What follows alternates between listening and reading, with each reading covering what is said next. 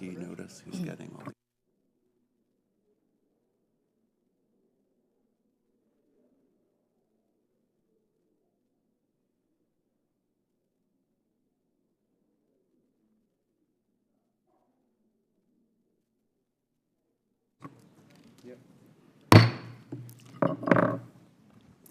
This hearing of the Subcommittee on Delivering on Government Efficiency will come to order. Welcome, everyone.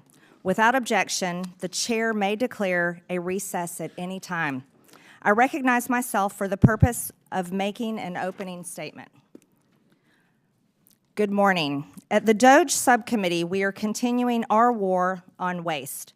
That means rooting out spending that is unnecessary, wasteful, and frankly, un-American.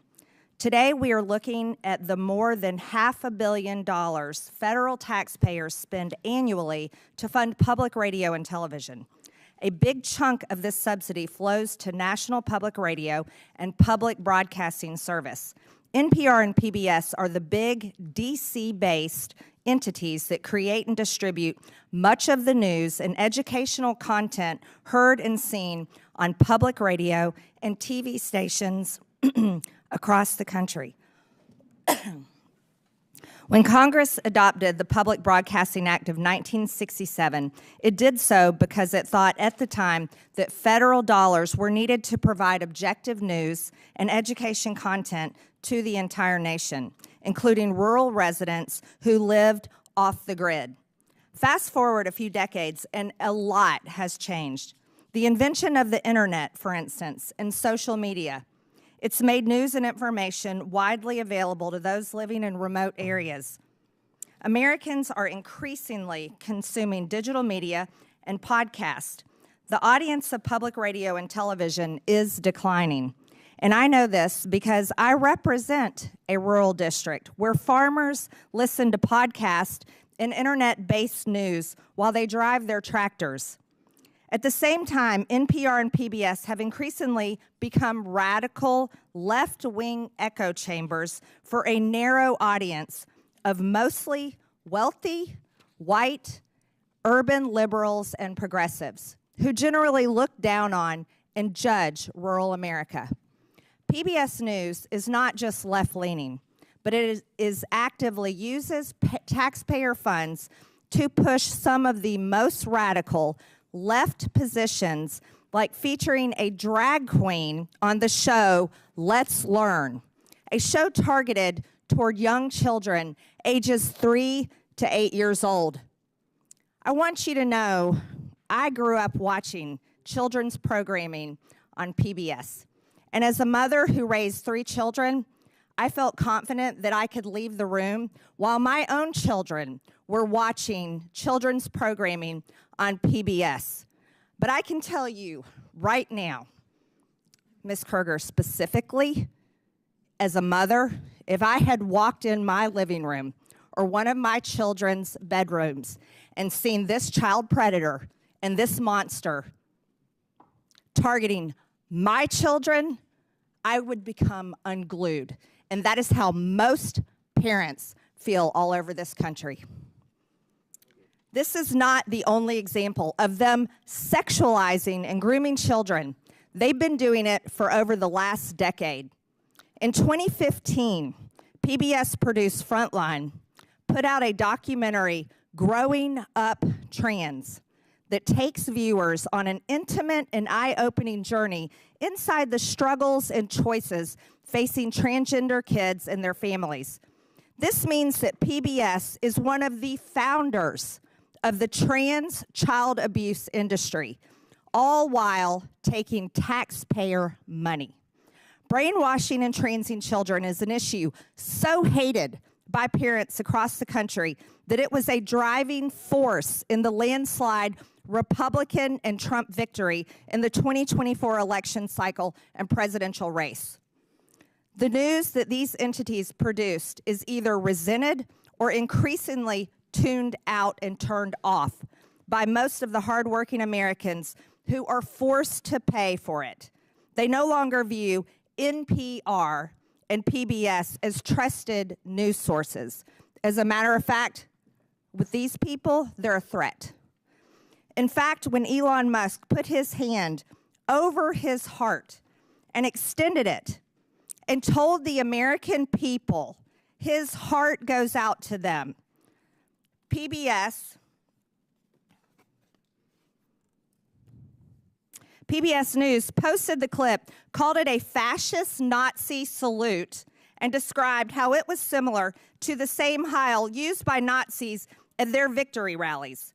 Not once did PBS or NPR report on the numerous accounts of Democrats making the same gesture. AOC, Kamala Harris, Barack Obama, Elizabeth Warren, somebody that lost a presidential race, Hillary Clinton, Governor Tim Walz. Why wasn't this treated exactly the same way? Is there not a standard in journalism today? Apparently not. Here's How We Lost America's Trust was in fact the title of a powerful essay written last year by Yuri Berliner, a veteran NPR editor. In his essay, Berliner described how NPR's downward spiral accelerated greatly during the first Trump administration. He said NPR dedicated efforts to damage the Trump presidency via relentless pursuit of Russiagate rumors that the Trump campaign colluded with Russia over the election. NPR hosts interviewed Adam Schiff, then the top Democrat of the House Intelligence Committee, 25 times about Trump and Russia. But they made no apologies when the Mueller report found no evidence that the Trump campaign had colluded with Russia, because they did not. Berliner also described NPR's passionate embrace of the left-wing DEI ideology that Americans clearly reject, as evidenced by the November elections. NPR's language and style guides were shaped by race and gender-based affinity groups that dominated the internal culture of the organization. And NPR journalists were to ask everyone they interviewed their race, gender, and ethnicity, and enter it into a centralized tracking system. This tracking system embeds DEI into the fibers of its content. Sounds like racism to me.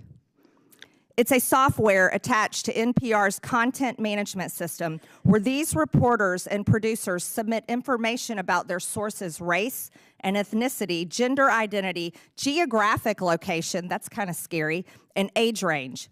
The tool allows NPR to track the demographics of their sources in real time to allow for source diversity. The irony of these supposed diverse sources is that NPR has no real interest in diversity, like having diverse viewpoints. Berliner tried to sound the alarm on this when he checked voter registration records of the editors at DC's NPR headquarters and found 87 registered Democrats and 0 registered Republicans. But NPR treated Berliner like a political dissident in the old Soviet Union. He was driven out of the organization and forced to resign. Sounds like communism. And the ringleader of that effort was NPR's then newly appointed CEO, Catherine Marr, who is before us today.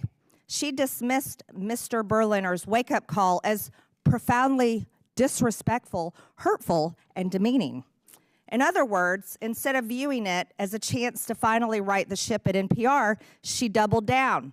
In doing so, she made it clear how any further internal dissent would be dealt with on her watch. That does sound like communist China at the taxpayer's expense. And no one should be surprised. NPR installed her in the top job after Ms. Marr was firmly on record with a litany of public comments and social media posts displaying her ultra-progressive views, her scorn for free speech, and her fondness for censorship.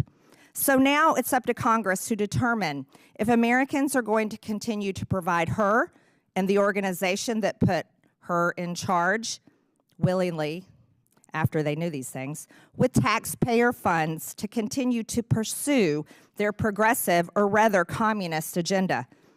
For far too long, federal taxpayers have been forced to fund biased news. This needs to come to an end, and it needs to come to an end now. So I am glad Ms. Marr and Ms. Kerger accepted our invitation to show up today and be held accountable to the taxpayers. I look forward to them answering our questions in full public view and explaining to the American people why they think they deserve Americans' hard-earned taxpayer money. I request unanimous consent that Representative Jim Jordan from Ohio, Representative Ro Khanna from California, Representative Emily Randall from Washington be waived on to today's hearing for the purpose of asking questions. Without objection, so ordered. And with that, I yield to Ranking Member Lynch for his opening statement. Thank you, Madam Chair. I want to thank the witnesses for your willingness to come forward and offer your advice and testimony to this committee.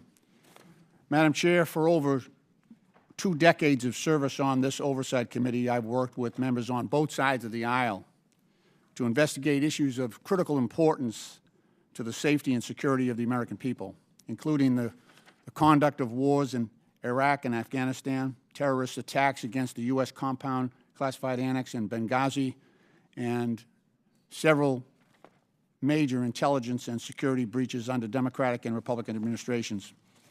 So I'm sad to see that this once proud committee, the principal investigative committee in the House of Representatives, has now stooped to the lowest levels of partisanship and political theater to hold a hearing to go after the likes of Elmo and Cookie Monster and Arthur the Aardvark, all for the unforgivable sin of teaching the alphabet to low-income families' children and providing accessible local news and programming.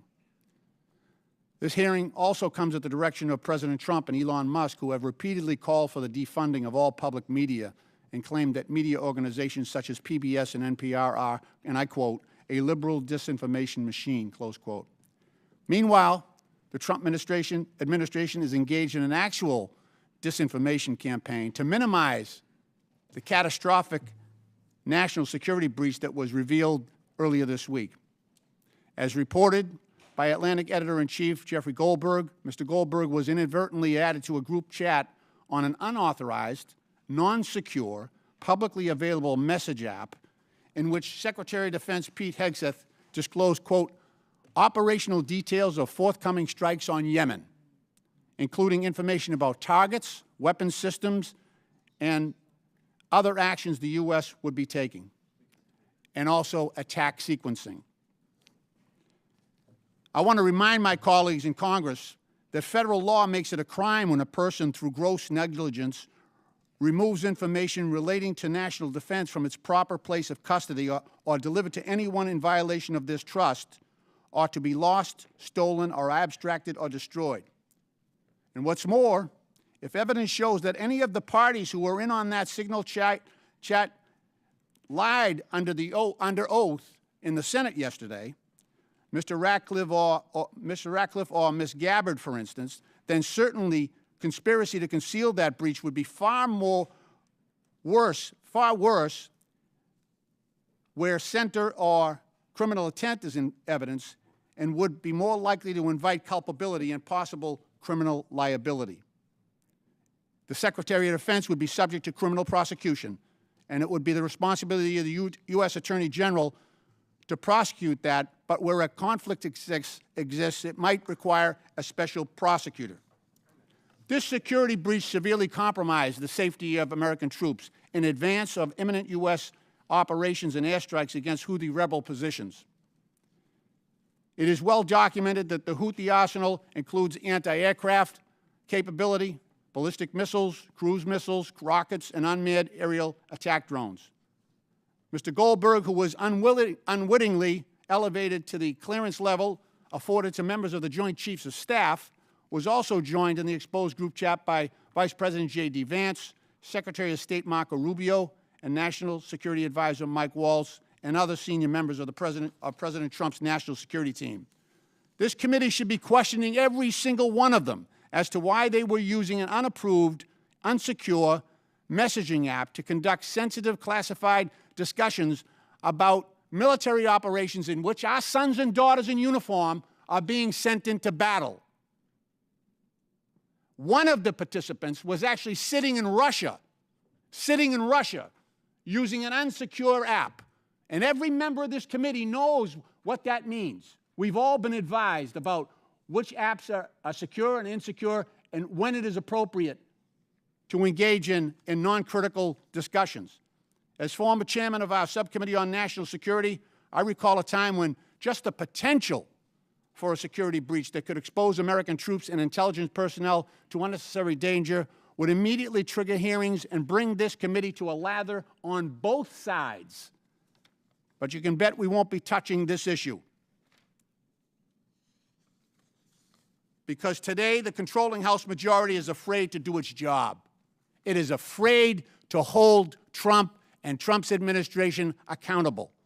They would rather post up against Big Bird than deal with that issue.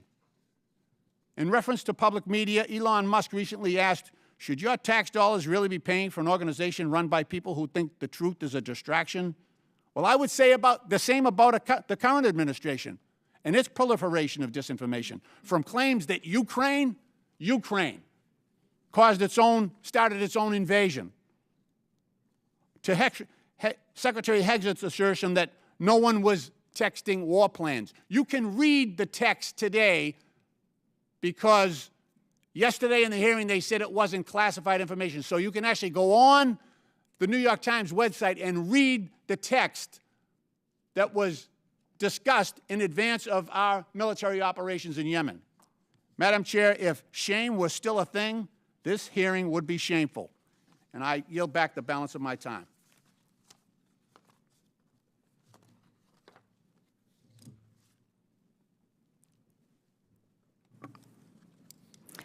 I am pleased to introduce our witnesses today.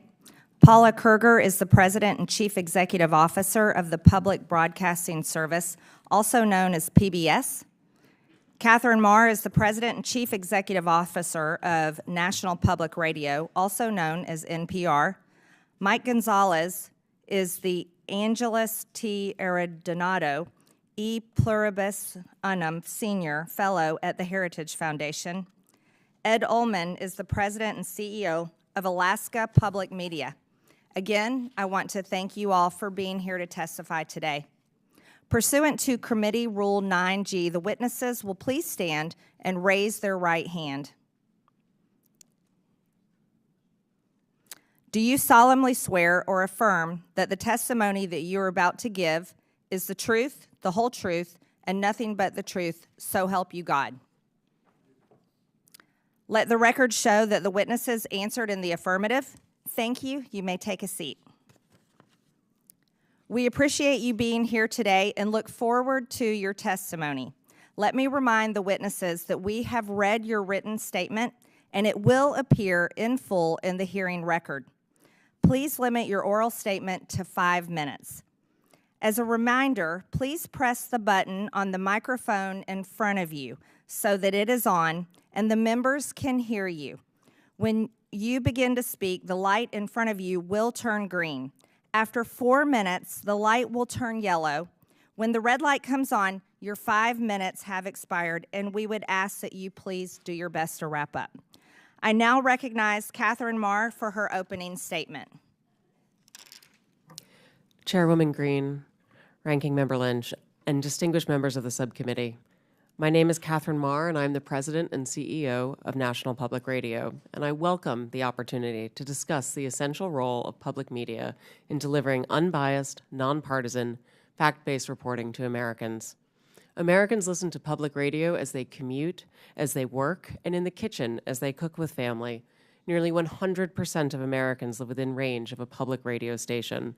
We cover what matters to local communities, crop prices, cook-offs, and local sports teams, alongside news of the nation and the world, from the halls of Congress to coverage of our troops overseas. Today, Americans have more media choices than ever. The rise of podcasting has established a competitive free market for audio news and information. And every day, I am honored to know that we have 43 million listeners from every state in the nation. Amidst this competition, local stations choose to become members of NPR for the value we provide. For example, we are the only non-paywalled news outlet with a dedicated reporter covering veterans issues.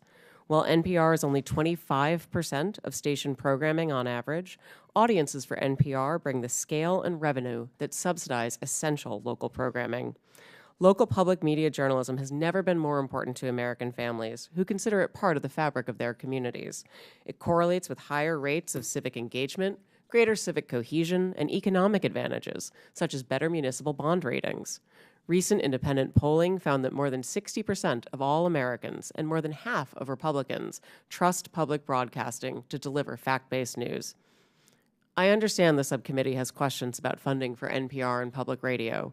The vast majority of federal dollars, more than $100 million of the $121 million annual appropriation for public radio, goes directly to 386 local, non-commercial stations across the nation.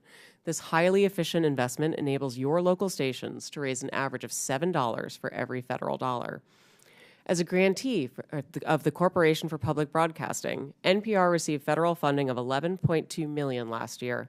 These funds allow us to maintain the national public radio satellite system, helping safeguard our national security, civil defense, and disaster response, and enabling public radio to reach every corner of America. Additionally, these funds help protect journalists covering our troops overseas and reverse the decline of local journalism. As a recipient of federal funds, it is our responsibility to answer legitimate questions about why public funds should go to NPR, whether we are truly committed to serving all Americans, and whether the institution is an effective steward of taxpayer dollars.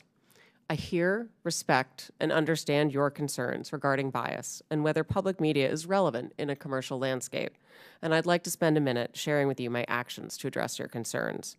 First, it is critical for NPR's newsroom to operate with the highest journalistic standards. That means that they do their jobs independently, and as CEO, I have no editorial role at NPR. In other words, I do not decide what we cover or how we cover it. I lead NPR's strategy, ensuring we have resources and policies in place to serve all Americans, not just those with a specific point of view. I was brought into NPR to revive and reorient the organization and bring public media to a wider audience, a new generation, and new platforms. We have a responsibility to serve Americans across the full political spectrum in a trustworthy, nonpartisan fashion. It is essential that we deliver on this commitment, and we have work to do, and we are doing it. In May, we launched an initiative to improve our editorial review processes to make sure all pieces are fair and comprehensive. We hired new editors and analysts to ensure we're giving fair airtime to different voices and issues. We started regular meetings with our nearly 200 local newsrooms so we can plan together for the needs of their audiences. And the early results are positive. Our digital platforms, where we have the best data about our listeners, the political beliefs of our visitors mirror the makeup of the country across the ideological spectrum, and we're seeing growth in readers and listeners. I joined NPR because I believe that our strong and dynamic nation deserves great public media for all. Americans are smart and curious, and they want us to cover issues that matter, from the price of eggs to national security. It's our job to deliver truthful facts and information so citizens can make up their own minds. I believe Americans voted for a transformative administration, and it is our responsibility to cover that transformation fairly, with integrity and tenacity. I have been CEO for 1 year and 1 day. I have made changes to leadership and planning, invested in editorial integrity, committed to expanding our audiences and our relevance for all Americans. While we have taken significant steps in the right direction, the journey can't be completed overnight.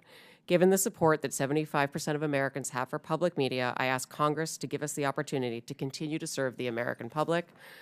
I will invite you to listen with a fresh ear, and to that end, our newsroom invites you to join us on air, and I welcome your questions. Thank you, Ms. Marr. I now recognize Paula Kerger for her opening statement. Chair Taylor Greene, Congressman Lynch, and members of the subcommittee, my name is Paula Kerger, and I'm the president and CEO of PBS, a role that I've held for 19 years. It is my honor to be here on behalf of the 336 PBS stations who serve every community in the United States. There's nothing more American than PBS. As a membership organization, our local service is at the heart of our work. Our job at PBS is to support our stations so that local stations can serve their communities. We've been proudly fulfilling our mission for nearly 60 years, using the public airwaves and other technologies to help educate, engage, and inspire the American people. That mission is our guide star and remains just as important today as when the Public Broadcasting Act was signed into law in 1967. PBS stations provide something that cannot be found on commercial networks. This is because PBS stations are focused on the needs and interests of the viewers they serve. Especially in rural areas, PBS stations are the only outlet providing coverage of local events. For example, high school sports, local history and culture content, candidate debates at every level of the election ballot, and specialized agricultural news. Local stations also partner with other community organizations to address issues of concern like Veterans Affairs and the opioid crisis. Finally, communities depend on the essential public safety information and emergency alerts our local stations provide. Our programming comes from our local stations. For example, Southern Storytellers was produced by Arkansas PBS for our national audience. This program highlighted Southern culture through its literature, music, and film. Across the country, nearly 4 million people watch Southern Storytellers, helping Americans learn about our shared history and what brings us together as a people and a nation. Our stations pool resources to invest in programming that will benefit all Americans, ranging from history and science to art and music. For example, Firing Line with Margaret Hoover creates a forum for people with a wide range of views to respectfully share ideas. While programs like Independent Lenses, Matter of Mind, My Alzheimer's explores the challenges facing many American families. And we celebrate what makes our country great. A Capitol Fourth and the National Memorial Day concert honor our nation's ideals, our service members, and our veterans. Looking ahead, we will mark our nation's 250th birthday with a landmark initiative headlined by a new major series from Ken Burns, The American Revolution. Our educational programming for children is one of the most important aspects of our service to the American people.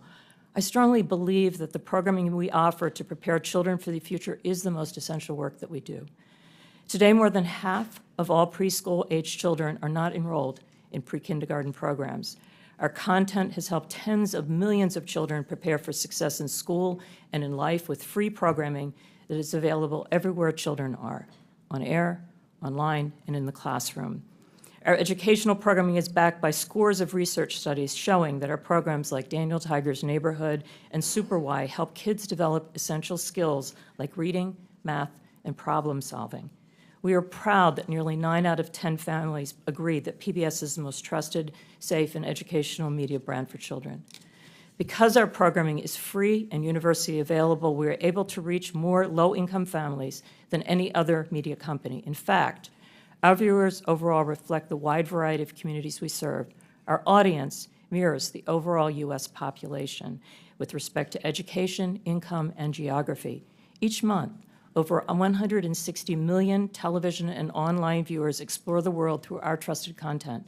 And more than 3/4 of Americans feel that PBS stations provide excellent value to their communities. For over 2 decades, the American public has consistently ranked public television as one of the best investments the government makes. More than 70% of the CPB funds from Congress go directly to our stations. And for every dollar of that vital seed money, local stations raise 7 to support their work. This is one of the best, most successful examples of a public-private partnership. When I think about the need for our service, I think of a man I met during a visit to a local station in Nebraska.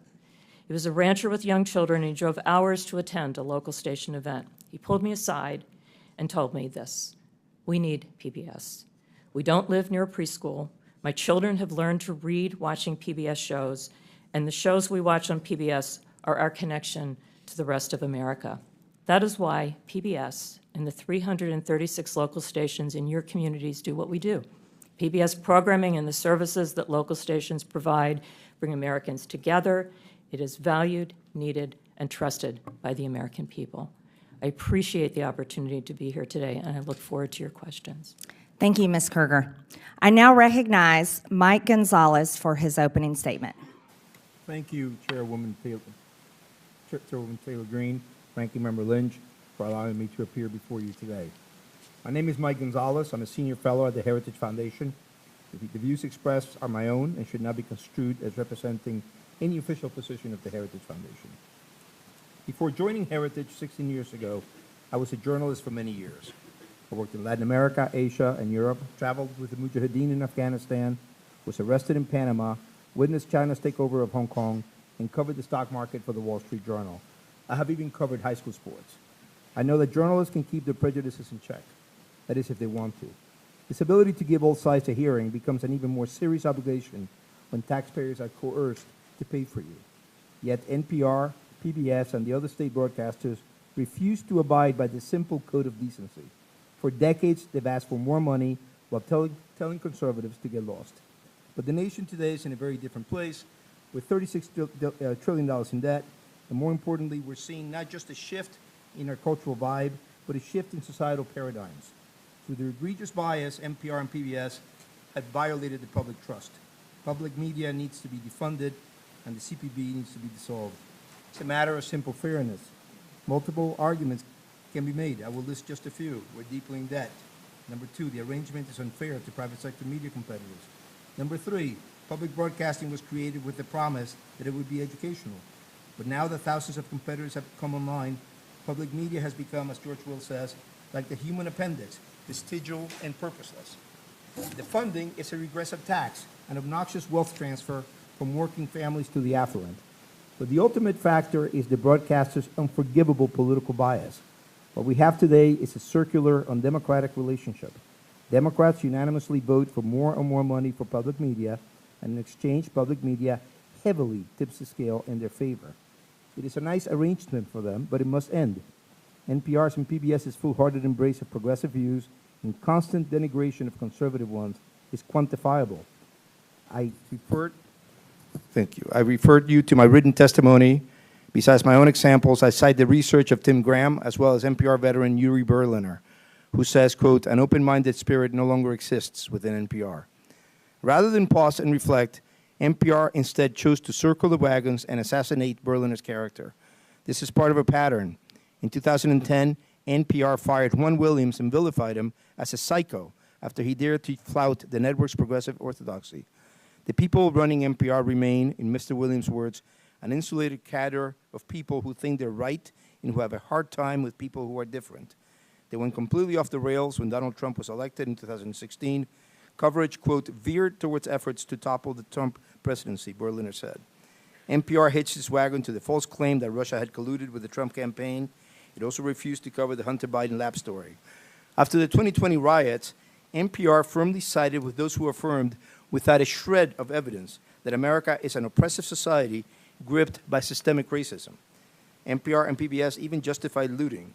Rather than use journalism as a truth-seeking tool, NPR and PBS distorted journalism to further a political agenda. Yamich Alcindor, the liberal activist that PBS hired to cover the White House, routinely used the platform to make unsubstantiated allegations against President Trump. President Biden, she presented as, quote, a moral and decent man, unquote. Or consider Catherine Marr's appointment as NPR CEO. Her long record of comments leave zero doubt that she's not only a committed progressive, but someone whose disdain for free expression disqualifies her from being anywhere close to the levers of power at a media institution. And what does she think of President Trump? He's, quote, a deranged racist sociopath. Ms. Marr is an American. She's entitled to her views. The question is whether NPR is entitled to appoint her as CEO and then ask conservatives to just pony up. Public media's main argument now is that it is essential for weather emergencies in hard-to-reach places and that without public money, local news will cease to exist. But over 98% of Americans today have a mobile phone. Even Alaska, one of our most isolated states, has high levels of internet penetration. As for the claim that the taxpayer is the last available business model for local news, NPR and PBS are asking us to believe something laughable, that the government can fund a media structure that actually keeps the government in check. I urge you not to try to mend public broadcasting. End it. Thank you very much for your attention, and I look forward to your questions. Thank you, Mr. Gonzalez. I now recognize Ed Ullman for his opening statement. Madam Chair, Ranking Member, and distinguished members of the subcommittee, it is an honor to be here today. My name is Ed Ullman. I'm the President and CEO of Alaska Public Media. The people of Alaska rely on public media to provide free, universal access to essential services in public safety, education, and community connections. This includes potentially life-saving alerts, updates on community affairs, coverage of state and local government, proven educational content engagement services, and local and national news. In many parts of Alaska and communities throughout the country, public media is often the only locally operated, locally controlled broadcasting service. We are more than nice to have, we are essential, especially in remote and rural places where commercial broadcasting cannot succeed. We provide potentially life-saving warnings and alerts that are crucial for Alaskans who face threats ranging from extreme weather to earthquakes, landslides, and even volcanoes. Nationwide, our public television interconnection system supports the PBS Warning Alert Response Network, a critical pathway for the distribution of wireless energy emergency alerts to cell phones. Public television pioneered datacasting technology to enable public safety officials to communicate with each other without the need for broadband or cell service. In partnership with the Department of Homeland Security, public television has proven how this technology can assist rural search and rescue, over-water communications, large event crowd control, and even school safety incidents. Alaskans use our services to connect to their communities and the broader world through access to local public and government affairs, agricultural news, local history and culture, as well as local and national educational content and news. Our programming caters to and is informed by the specific needs of the communities we serve. Just to give a few examples, Indie Alaska, an award-winning series of documentaries, captures Alaska's people, places, and their unique stories. Alaska Insight is a weekly public affairs program that moves the conversation beyond the headlines and right into Alaska's communities. Our radio station hosts Alaska's only statewide call-in programs, Talk of Alaska and Line 1, Your Health Connection. We reach across Alaska with these essential free services through a statewide network consisting of 4 TV channels and 1 radio station.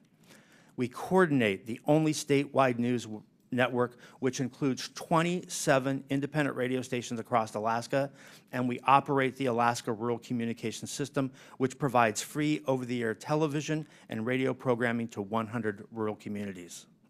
Alaska Public Media is one of more than 360 locally controlled and operated public television stations and over 1,000 public radio stations throughout the country that provide critical services to address the broad range of interests and views of our local communities. These stations collectively reach nearly 99% of the American public, regardless of zip code or income level. This nationwide service would not be possible without federal support. Today, over 70% of the federal funds for the Corporation for Public Broadcasting go directly to stations just like ours. Our system leverages this crucial seed money 7 times over in highly efficient public-private partnerships. Reducing or eliminating federal funding would be devastating and could cause the closure of many stations, especially the most rural and remote. Our highest costs come from maintaining broadcast and IT infrastructure, local programming, and community engagement, all of which would be in serious jeopardy without federal funding. Cuts to our national partners, PBS and NPR, would have a similar impact, particularly in small and rural markets. The broad range of news and educational programming that we receive from these organizations is popular with Alaskans. Without this national content, we would receive less local support, endangering the local services we provide. This national local model efficiently leverages economies of scale and allows us to provide the unique mix of local programming and national content that Alaskans want. Congress's support for the mission of public broadcasting to provide every American access to free, non-commercial quality educational programming remains critical. It allows us to connect Alaskans with each other and with our neighbors in the lower 48, and to connect the nation with us. I urge Congress to maintain federal funding for public broadcasting to ensure that local stations around the country can continue to provide essential services to their local areas. I welcome your questions. Thank you, Mr. Ullman. I now recognize myself for 5 minutes of questions. Ms. Marr, your public statements and social media posts reflect left-wing ideology and blatant opposition to free speech. After all, you were the head of Wikipedia for many years. which is a platform that doesn't tell the truth. Let's walk through some of your statements so the public can understand your personal views. You said your fellow Americans just elected Donald Trump as president again this past November. You called him a deranged racist and sociopath. You posted on X that America is addicted to white supremacy. It's appalling. You've publicly chastised using the phrase boy and girl, which you said erases the language for non-binary people. There's only two genders, by the way. Ms. Marr, the federal funding that your outlet receives comes from all American taxpayer dollars, not just from your viewers who support such statements as these. Let me inform you, and that your federal funding is also paid for by the other half of the country, the 77 million Americans who voted for President Trump, someone you called a deranged, racist sociopath. Ms. Marr, many find your pro-censorship and anti-free speech views more concerning than your politics. The only speech you like seems to be speech that you agree with. In 2021, you called the First Amendment the #1 challenge in American journalism because it makes it hard to crack down on bad information.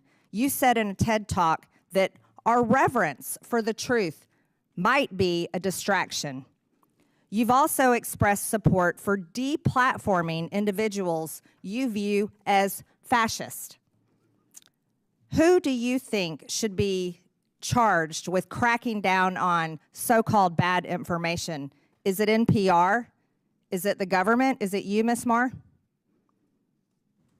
Congresswoman, Madam Chair, thank you so much for the opportunity to address this. I know. Is it up to you and NPR to crack down on bad information or decide the truth? Answer the question, yes or no, Ms. Marr. Absolutely not. I'm a very strong believer in free speech, and I believe that more speech. Your public statements say otherwise. Ms. Marr, in 2021, when speaking at an Atlantic Council event, you said that when you were CEO of Wikipedia, you took a very active approach to disinformation and misinformation. During the COVID pandemic and the 2020 election, you said you censored information through conversations with government. Which governments were those, Ms. Marr? The Biden administration, yes or no? Madam Chair, Wikipedia never censored any information. These are your public statements, Ms. Marr.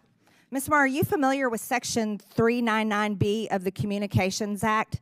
It prohibits non-commercial education broadcast stations, NCEs, from airing commercials on behalf of for-profit entities. The FCC recently opened an investigation into the underwriting announcements and related policies of NPR and PBS.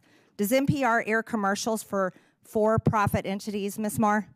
Yes or no? Madam Chair, we are in full compliance with the FCC's inquiry and will continue to cooperate. I remind you, you're under oath, and violations of the Communications Act comes with a fine up to $10,000 and possibly up to a year in prison. Does PBS air for-profit commercials, Ms. Kruger? We air underwriting announcements, and we believe we are in full compliance with the FCC, and we look forward to delivering the material required in this part of this investigation. We look forward to that, too. I'm assuming both of you are concerned about this, and that's why you brought so many attorneys with you today.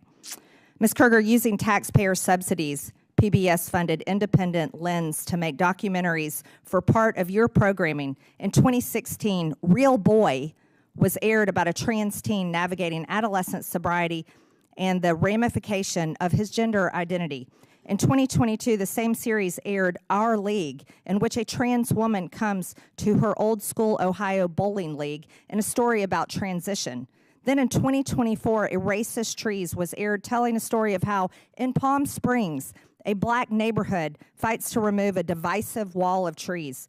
Do you think PBS needs to fund ridiculous material such as this that the taxpayers are having to pay for? These are documentary films that are point-of-view pieces that are part of our primetime schedule for adults. And parents and adults don't trust that type of programming.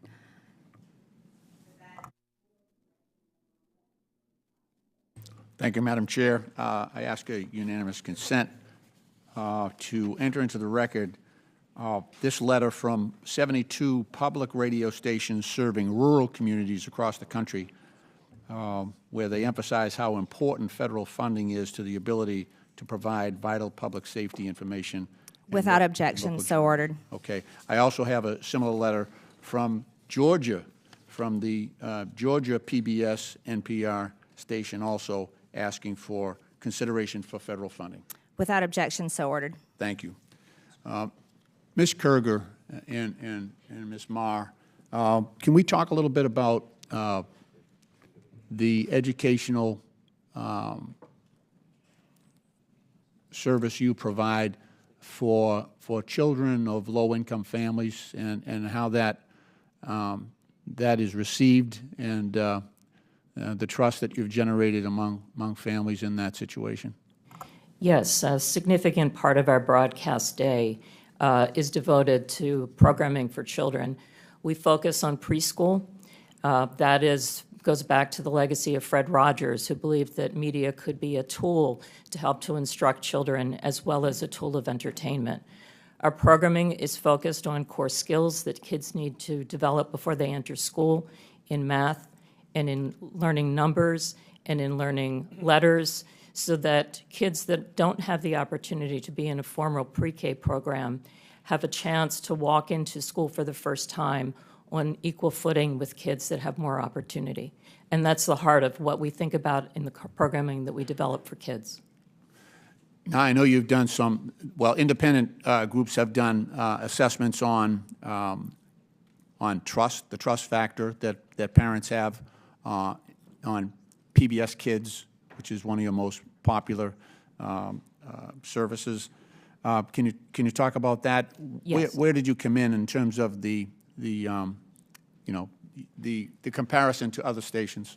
Yeah, we are the most trusted media brand. In fact, Parents Magazine this week just ran the results of a study that was done on Daniel Tiger's neighborhood, actually looking at 16-year-olds that remember some of the basic skills they learned as small children. And what we're focused on is to make sure, again, that every child has the opportunity to learn and be excited about the world around them when they enter a school for the first time, and to give them those core basic skills that we can see they carry forward in life. Ms. Marr, I'd like you to focus on the work that public media is doing in relation to public safety communications.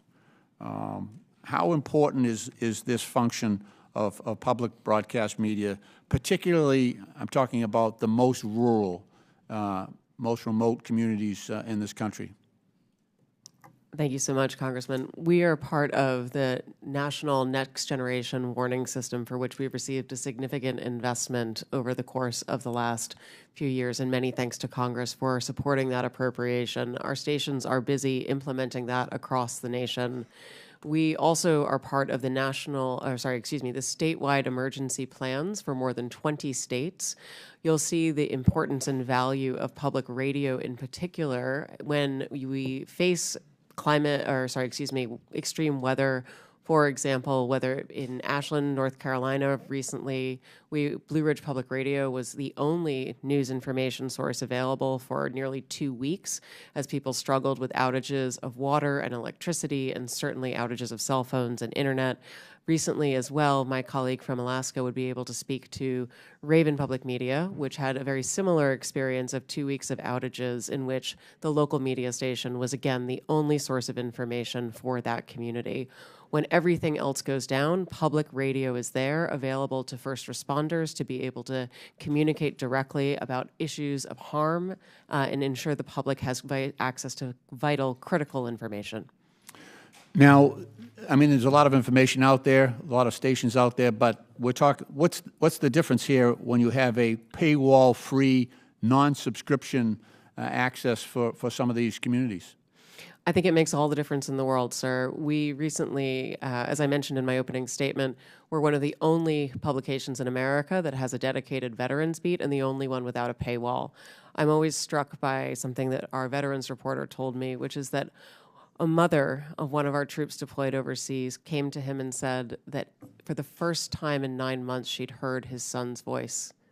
That's something that I believe only public media can do, and it can only do that because it is available to all Americans without any barriers.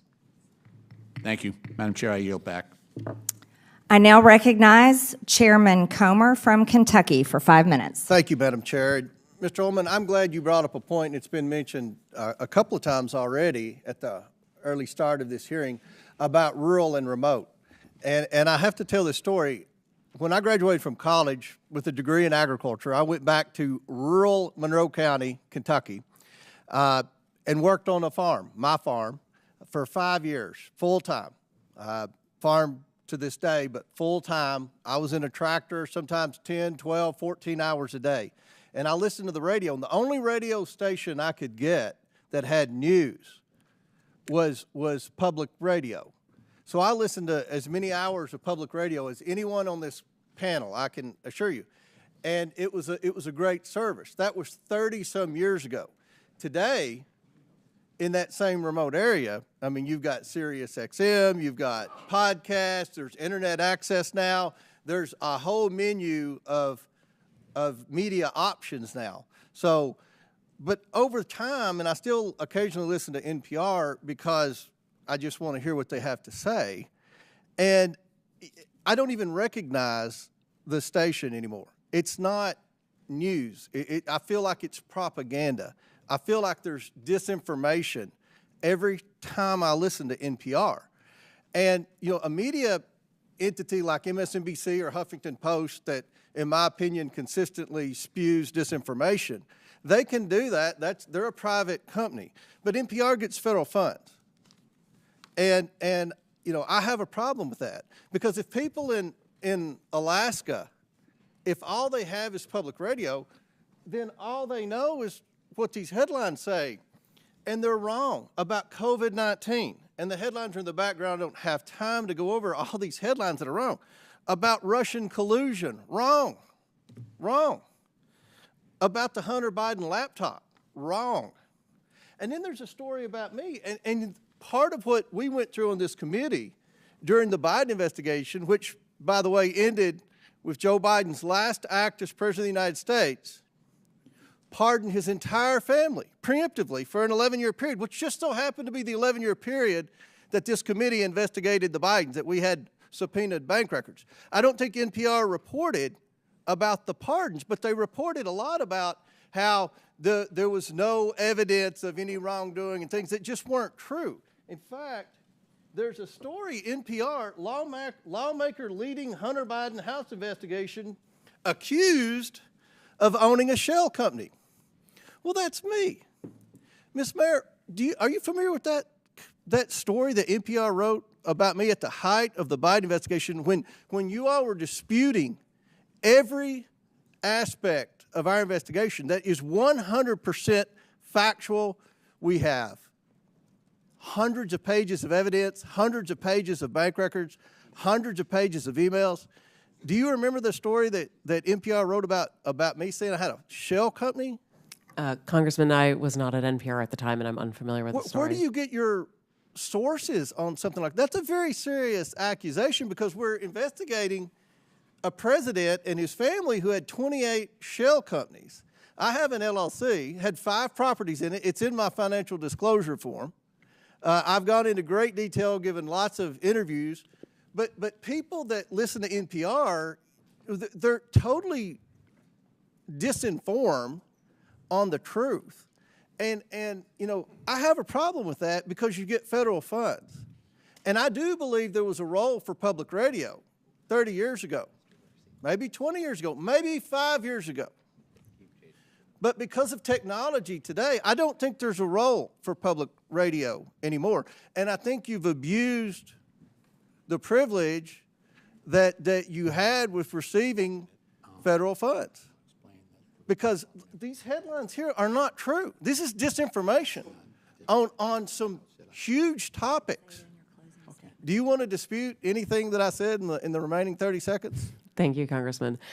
First of all, I want to recognize your concerns. One of the first things that I did in coming in May was to beef up our editorial standards. I directed my editor-in-chief, who, by the way, Why is NPR even doing editorials? I'm Should so NPR sorry. even do editorials? I don't mean editorial in terms of opinion editorial. Do you even need opinion? What does it matter with the opinion? If you're a federally funded entity that's supposed to provide the news, can you not provide the news? Of course. Fair and balanced? Of course, Congressman. I mean editorial standards for our journalism was to beef up our editorial practices, bringing in more editors to make sure that we have more points of view reflected in every story. I've engaged in a number of actions trying to address and my some of time's these expired. concerns. I've lost confidence in public radio. I don't think, Madam Chair, they should get a penny of federal funds. I yield back. Thank you, Mr. Chairman. I now recognize Mr. Garcia from California for 5 minutes. Well, thank you, Madam Chairwoman. I want to first begin by thanking all of our witnesses that are here today. I know that there's a lot we should be discussing right now at this hearing. We've, of course, had some pretty shocking security breaches that we're just learning about through a lot of our national security officials. We know that Pete Hegseth should be removed from office or should resign. We have Donald Trump, who, of course, is crashing the stock market. He's taken away millions of programs and hurting people across this country to fund tax giveaways to billionaires. And our constituents can't access their Social Security benefits. Now, I think actually Chairwoman Green supports everything that the Trump administration is actually doing. So instead of a serious hearing, we're here to attack NPR and PBS. So let's get right into it. Now, Ms. Kerger, the American people want to know, is Elmo now, or has he ever been, a member of the Communist Party of the United States? A yes or no? No. Now, are you sure, Ms. Kerger? Because he's obviously red. Well, he is a puppet, but no. Now, that's not all. He also has a very dangerous message about sharing and helping each other. He's indoctrinating our kids that sharing is caring. Now, maybe he's part of a major socialist plot, and maybe that's why the Chairwoman is having this hearing today. But let's talk about somebody else. Let's talk about Cookie Monster. Now, we know that Health Secretary RFK Jr. is coming out against fast food and baked goods. Are we silencing pro-cookie voters? Yes or no? Ms. Kerger. But cookies are a sometime food. Well, thank you. And now, I agree with you. And let's also talk about the most important, maybe, character on Sesame Street. This is actually Big Bird. Now, Ms. Kerger, since Elon Musk actually fired USDA workers who have been working on the bird flu, does it make sense to also fire Big Bird? Yes or no? We would like to keep Big Bird. I completely agree with you. And now it gets even worse. Now, this is actually a tweet that Big Bird actually sent out about the COVID-19 vaccine, encouraging folks to actually get their vaccination, which, of course, we believe in vaccines. Now, perhaps the reason why we're having this hearing is because our chairwoman, Ms. Green, has actually said some really negative things about getting vaccinations. And that perhaps is why we are here. And so we support Big Bird being pro-vaccine and promoting vaccines across this country. Now, I will admit, though, the extreme liberal agenda that you're all pushing, I think, doesn't stop there. This, of course, is Bert and Ernie. Now, these two guys actually live together. They're friends. They're supportive of each other. Now, that might be triggering to our chairwoman and some on this committee, and perhaps that's also why we're here today. Ms. Kerger, an important question. Are Bert and Ernie part of an extreme homosexual agenda? No. Thank you, Ms. Kerger, and thank you for being a good sport. Now, I'm obviously using some humor here, but the fact that we're sitting here today talking about defunding public television is actually not funny. At a time where we can't agree on basic facts, and while the free press is under attack, we need public media like PBS and NPR more than ever. A large majority of Americans say they trust PBS.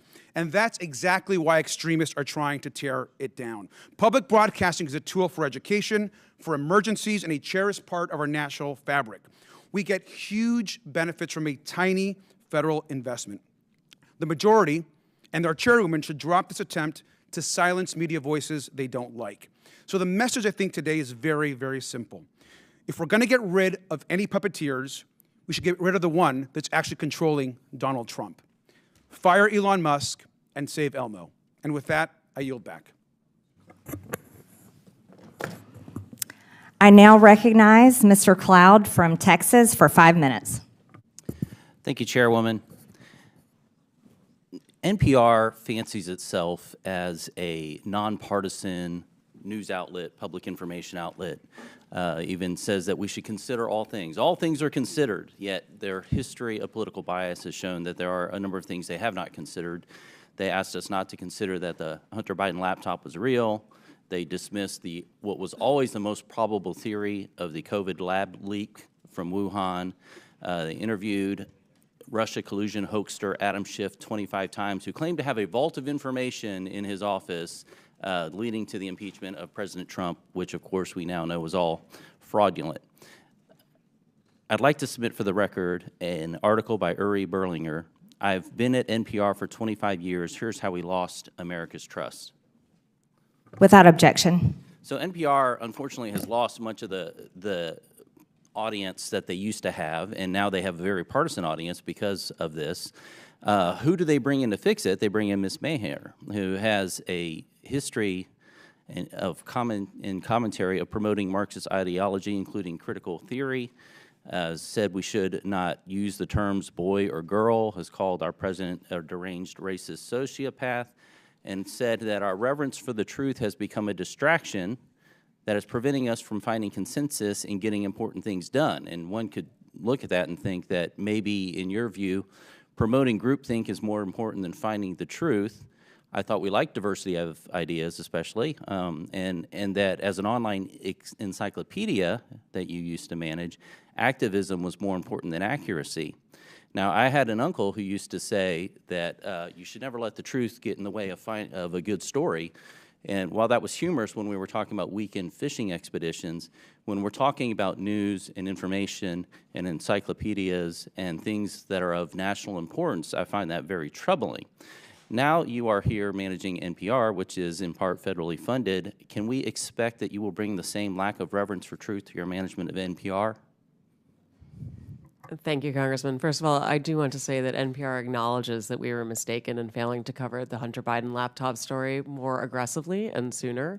Our current editorial leadership. In Wuhan? We recognize that we were reporting at the time, but we acknowledge that the new CIA evidence is worthy of coverage and have covered it.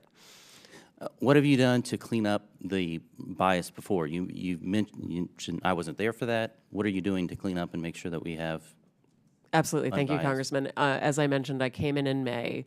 Mr. Berliner published his story 2 weeks into my tenure regarding stories that had happened prior. I wish that I had had the opportunity to speak with Mr. Berliner. I would have loved to have had him engage and come back to us with some suggestions as to what we could do editorially in order to address what he perceived as bias. Now you've had a long history, including the thing that I mentioned about lack of reverence for truth. And how reverence for truth, you've even talked about the First Amendment kind of getting in the way of what you wanted to get done. And then you're wanting us to believe that NPR is now taking this non-biased approach. I mean, where was the come to Jesus moment for you, I guess, that has turned you around and that we can trust the American taxpayer dollars with your leadership of NPR? I so appreciate the opportunity to perhaps clarify some things. My talk about truth was really referencing the way that people use truth to refer to belief as opposed to facts. And my encouragement was that we focus on facts. With regards to the First Amendment... That's not what your comment said. Your comment said that truth was getting in the way of getting things done and that you were prioritizing what you wanted to get done over truth. And that's really unfortunate. I want to go to a different context because you're allowed to have your political opinion. Any news organization should be going after the truth. That's what we want and expect out of news organizations. But certainly a media platform can have whatever opinion it wants in a free society. The question before us today as a committee is whether or not the taxpayer should be forced to pay for this kind of thing. Mr. Gonzalez, I wanted to get your take on this about why the corporate public broadcasting is it still relevant today? I mean, we're in a different context than we were in the 60s where maybe not every home had a television. Now many of them have multiple televisions, and certainly most have a screen in their pocket most times during the day. I have 3 here on my desk. And so it seems like we're in a different context. Like, where could we possibly get the news today or information? Could you speak to the importance or lack thereof of the Corporation of Public Broadcasting in the context of where we are today in society. Yeah, right. When it came on after the passage of the 67 Public Broadcasting Act in the early 70s, there were only 3 networks. We had Cronkite, Reasoner, and the other guy. And PBS added by a third the number of networks that we had. That's not the case today. And as far as education, which has been diminished, and by the way, I believe that Sesame Street was sold to HBO 10 years ago. But as far as the educational value, we have an unending stream of educational content online. I could reel off a number of websites that people can access, YouTube channels, where kids of all income levels can access educational content. So, but basically, as I said in my testimony, it goes back to the basic unfairness that conservatives for 50 years have been saying, but you're completely biased. And they have the audacity to say, oh, no, we're not. And you have to just pay us. And it's just, that is the basic. The gentleman's time has expired. Thank you, Mr. Gonzalez. I ask unanimous consent to enter into the record an article published today by Yuri Berliner about NPR, basically saying that the bias has not changed. Madam Chair, I also have a unanimous consent request from the members who are at Mr. Grijalva's funeral mass this morning, asking to submit into the record this letter of support for federal funding from WKMS, Without objection, so ordered. Which is Kentucky Radio, which is where Mr. Comer wrote his Without objection, so ordered. tractor. Thank you. I now recognize the gentleman, Mr. Kassar from Texas, for 5 minutes. Good morning. Mr. Gonzalez, you wrote the proposal to defund NPR, PBS, and public broadcasting for Project 2025. Can you answer a few questions for me? How many millions of dollars a month do taxpayers spend for Daniel Tiger to play golf? I have no idea who The answer is none. Okay. To your knowledge, has Miss Piggy ever been caught trying to funnel billions of dollars in government contracts to herself and to her companies? That's a silly question. Well, the answer is no. How about Arthur the Aardvark? Has he ever fired independent government watchdogs who are investigating his companies? The answer is no. Madam Chair, I'm told we're here to talk about government efficiency, but Daniel Tiger has not blown $10 million of taxpayer money to play golf with his friends, but Donald Trump has, just at the beginning of his administration. Miss Piggy hasn't been caught funneling billions of dollars in government contracts to herself, but Elon Musk has. And Arthur has not fired independent government watchdogs investigating him and his companies. But Elon Musk has fired at least 5. So once again, my Republican colleagues are dragging in a scapegoat, this time PBS and NPR, to try to distract from the fact that Trump and Musk are robbing working people. It's Sesame Street that's making things expensive. It's Mr. Rogers that's blowing taxpayer money. It's listeners like you. It's absurd. The total funding for public broadcasting is just 1/6 the amount that Elon Musk's companies make off of the government every single year. But you will not see Elon Musk being grilled by this committee. I've seen a lot, but pointing the finger at Elmo to cover for Elon Musk might be a new low for Miss Marjorie Taylor Greene's committee. I don't think Americans are buying it. Here's what I think we should be having a hearing about. After Trump and Musk took over the government, reporters noticed that the State Department was trying to funnel 400 million taxpayer dollars to Tesla. The State Department said it's an old contract, no news here, but because of a brave whistleblower and an NPR reporter, they exposed the corruption and the lies. Madam Chairwoman, if we want to look into waste, fraud, and abuse, why not look into that? Elon Musk, who's running cabinet meetings, who's running the White House, was trying to funnel money to himself.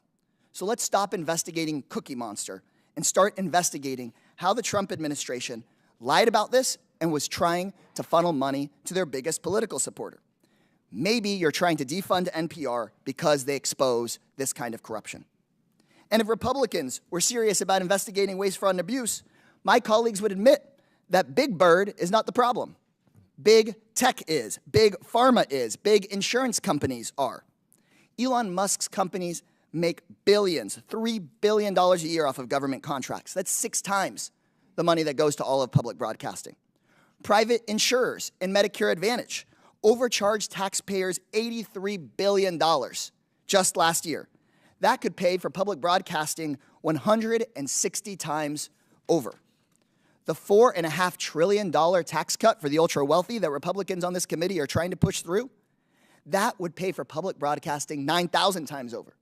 There is money to pay not just for PBS and NPR, but health care for every American, tuition-free trade school and community college for every American, to end homelessness on the streets of our cities. But my Republican colleagues don't want to talk about the corporate waste, fraud, and abuse because those corporations fund the Republicans' campaigns. So instead, they want to shut down educational programming for kids and their families, and they want to shut down local radio stations. To borrow a phrase from Sesame Street, the letter of the day is C, and it stands for corruption. Look, in my home city of Austin, Texas, we have Austin City Limits, which decade after decade after decade has chronicled American music. And if they had a bad season and it was private TV, they just would have shut it down. And we wouldn't have had decade after decade after decade of Austin City Limits. That's the amazing thing about public broadcasting. I have a lot of public housing residents in the San Antonio side of my district, and when I talk to them and they hear about what's going on in Washington, D.C., they talk about Texas Public Radio. And I just heard my colleagues talking about educational programming for kids on YouTube. That stuff is loaded with ads. And also on other forms of private television, they're selling you and your kids stuff, making people feel bad. They're trying to make a profit off of you. That's why I got sat in front of Mr. Rogers, because you got to learn something and they weren't just trying to sell you junk. It's better for our kids, it's better for our families, and we should actually be supporting public broadcasting instead of this stuff. Madam Chair, leave Elmo alone. Bring Elon in for questioning instead. I now recognize Mr. Timmons from South Carolina for 5 minutes.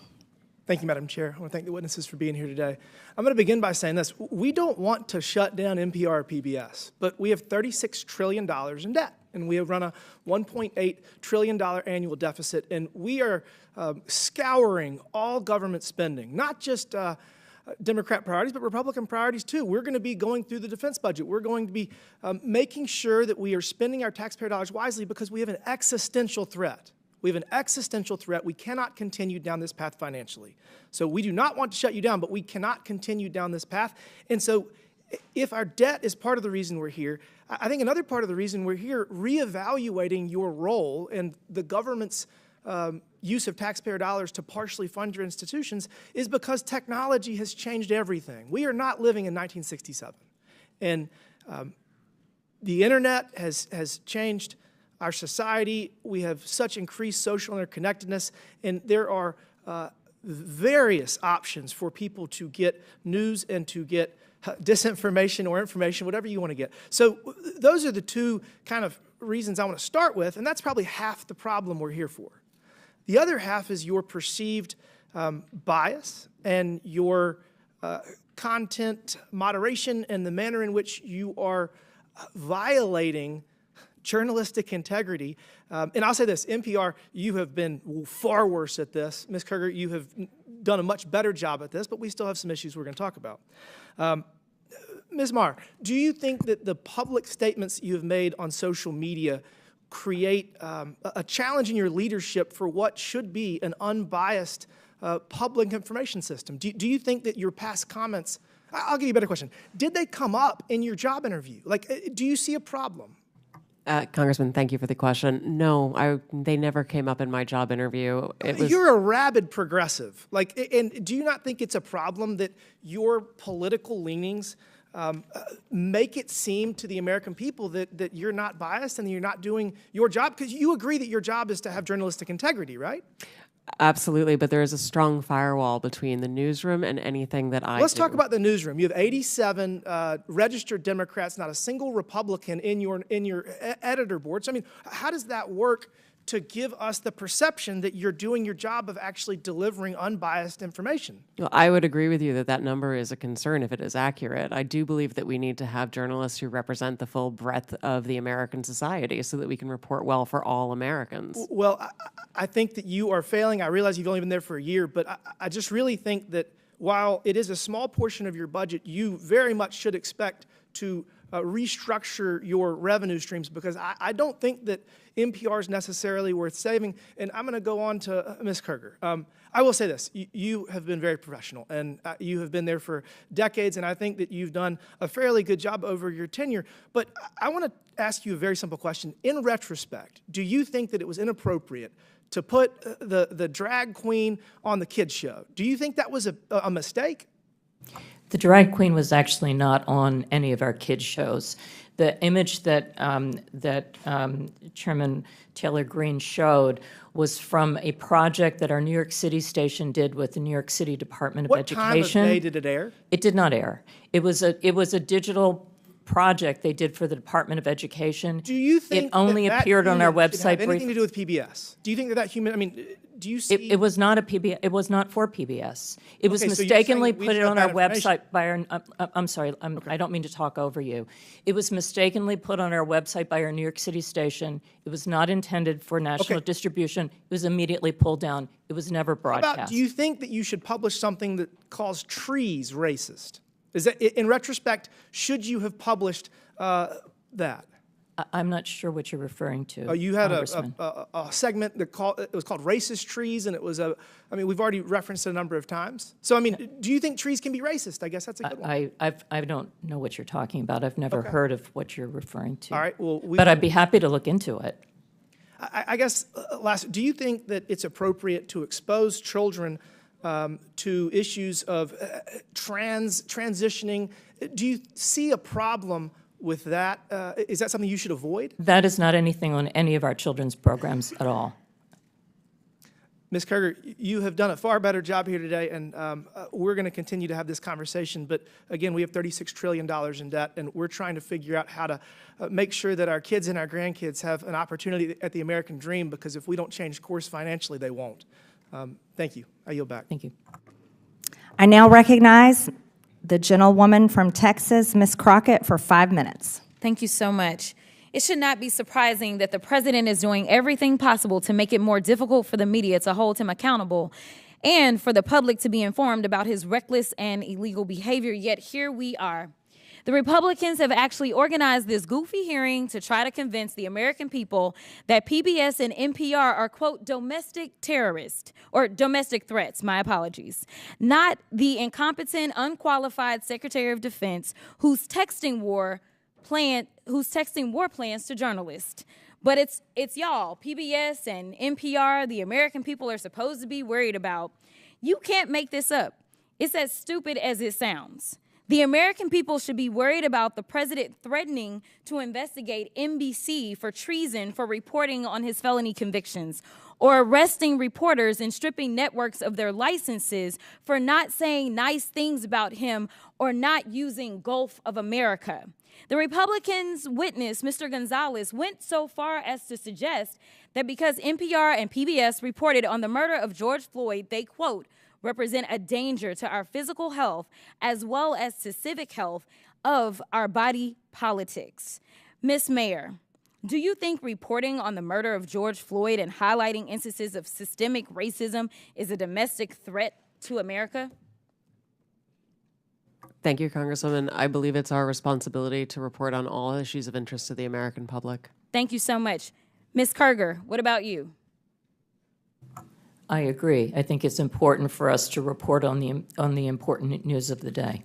So let's talk about the critical role of public media. During his first term, President Trump's own Department of Homeland Security highlighted the importance of public broadcasting's role in public safety. In 2018, his administration stated, quote, PBS and local public television stations play a crucial role in protecting communities by delivering essential information to individuals and first responders. These benefits are all made possible by public broadcasting stations' unique reach, reliability, and role across America, and are especially vital in rural and underserved areas.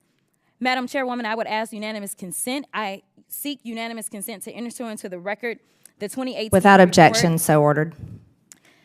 And Madam Chair, I also seek unanimous consent to enter into the record the 2019 report titled Modernizing the Nation's Public Alert and Warning System from Trump's... Without objection, so ordered. In the report, FEMA encouraged, quote, the use of public broadcast capabilities to expand alert, warning, and communication capabilities to fill gaps in rural and underserved areas. Mr. Ullman, what's a more significant domestic threat, reporting the murder of George Floyd or dismantling most of America's emergency communication systems? Can you please repeat the question for me, Congresswoman? Which one is more of a threat, reporting the murder of George Floyd or dismantling most of America's emergency communication systems? Dismantling the emergency systems. And isn't it true that in Barrow, Alaska is the only, isn't it true that KBRW-AM in Barrow, Alaska is the only broadcast service available in an area of more than 90,000 square miles? That is correct. It's also the North Slope, where the majority of all the oil production that comes from Alaska takes place. Thank you so much. And isn't it true that without these stations' broadcast, Americans in rural communities would lack access to life-saving information and public safety alerts? That is correct. So in your opinion, would eliminating funding for stations in rural America like WNGH, Channel 18, and the Chairwoman's District hurt Americans? It would hurt Americans, yes. In fact, Georgia Public Broadcasting serves as the official distributor of evacuation route information during state-ordered evacuations, and the chairwoman is here advocating to strip their funding. Look, the DOGE agenda isn't about government efficiency. It's about breeding corruption at the expense of the safety of the American people, particularly Americans living in rural or remote parts of the country. They don't care about public safety. They don't care about emergency management, and they don't care about free speech, all of which are harming American people. In fact, I'm going to skip off real quick because they have tried to come for you, Ms. Mayor, and I just want to clarify, you did not work for NPR when those statements were made, did you? That is correct, Madam And to Chair. be clear, free speech is not about whatever it is that y'all want somebody to say. And the idea that you want to shut down everybody that is not Fox News is bullshit. We need to stop playing because that's what y'all are doing in here. You don't want to hear the opinions of anybody else, and the Constitution says Congress shall make no law respecting or establishing of religion or prohibiting the free exercise thereof or abridging the The gentlewoman's time has expired. Press. The gentlewoman's time has expired. Madam Chairwoman, can I put something into the record? Unanimous consent, please. Without objection, so ordered. Thank you. I'd like to put under this NPR article what Biden preemptive pardons for family members could mean for presidential powers. If I could submit to the record. Without objection, so ordered. I now recognize the gentleman from Ohio, Jim Jordan, for 5 minutes. Thank you, Madam Chair. Ms. Maher, who is Uri Berliner? Mr. Berliner is a former senior editor, That's all? a former senior business editor for NPR. How long do you work at NPR? I believe he was there just over 25 years. 25 years? Award-winning journalist? Did he win any awards? Our time did not Peabody overlap. Award? That's pretty important, isn't it? That is, So absolutely. pretty distinguished journalist, right? Certainly. And he wrote a long story about what you do at NPR. Is NPR biased? Congressman, I have never seen any instance of political bias determining editorial decisions, no. Well, Mr. Berliner, in his story last year, wrote, in the D.C. area, editorial positions at NPR, he said he found 87 registered Democrats, 0 Republicans. Is that accurate? We do not track the numbers or the voter registration, but I find that Was award-winning journalist who worked 25 years at NPR, Mr. Berliner, was he lying when he wrote that? I am not presuming such. I just we don't track that information about our journalists. 87 to 0, and you're not biased? I think that is concerning if those numbers are accurate. It's I mean, it wasn't 44-43, it wasn't 60-27, it wasn't 70-17, it wasn't even 80-7. It was 87 Democrats, 0 Republicans, and you say NPR is not biased. How about the big stories over the last few years? According to Mr. Berliner, again, he wrote on the Trump-Russia story, he wrote, at NPR, we hitched our wagon to Trump's most visible antagonist, Representative Adam Schiff. They said they interviewed him 25 times. Is that accurate? I was not there at the time, but those numbers sound accurate. Yes. Those sound accurate. But then he said when the Mueller report came out and Robert Mueller said he found no evidence of collusion, he said Russiagate faded from our programming. Is that accurate? Again, I was not there at the time. I couldn't say. You couldn't say? I was not at NPR at the You time. didn't prepare for that? You knew we were going to ask you about this guy, didn't you? It's come up like 6,000 times already in the hearing. I just couldn't say whether it faded from our coverage, sir. How about this story? October 2020, the New York Post had the Hunter Biden laptop story, and one of those editors, I guess one of those 87 Democrat editors, said this: we don't want to waste our time on stories that are not really stories. We don't want to waste the listeners' and readers' times on stories that are just pure distractions. Was that a pure distraction story? Our current editorial leadership believes that that was a mistake, as do I. Yeah, the whole country knows that was a mistake. Definitely impacted the election, or I think it certainly impacted the election. How about the COVID origin story? That's a pretty big story too, right? Mr. Berliner said, we became fervent members of the team natural origin, even declaring that the lab leak was debunked by scientists. Turns out, though, the lab leak is what most people think actually caused the COVID virus. Sorry, is there a question there? There is. You guys were 0 for 3 on the three of the biggest stories in the last 5 years. You guys were 0 for 3, and yet you maintain that NPR is not biased? Congressman, I do not believe we are politically biased. No, we are a nonpartisan organization. Nonpartisan organization. What's happening to your listeners over the last 5 years? Went up, down, or stayed the same? It has gone up and down and is now going back up. Well, I thought 5 years ago it was at 60 million. And you said in your opening statement, I think, 43 million. That's correct. So 43 million now, and it was at 60 million 5 years ago. I can do some math. That looks like it went down. And is now going back up. Is now going back up? Yes, it is. How much has it went back up? It's gone up a couple of millions over the past years. years. So you went from 60 million to 41 million. Now you're back up to 43 million.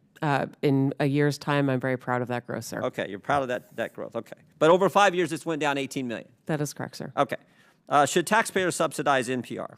I believe that taxpayers subsidize local stations, sir. That is the vast majority of what I thought you said you got 11 million from Corporation of Public Broadcasting, which is taxpayer funded directly to you, right? That is to support the public radio. And then local stations get it from the Corporation of Public Broadcasting, right? They get taxpayer money. 100 million that goes to the local 100 million goes to local stations, and then those local stations buy back programming and content from you. So that money goes to the local stations, comes back to you, gets routed through the local stations, all taxpayer money. Those fees are actually based on private donations rather than on federal funding. Well, we all know money's fungible, so some of it gets put in there.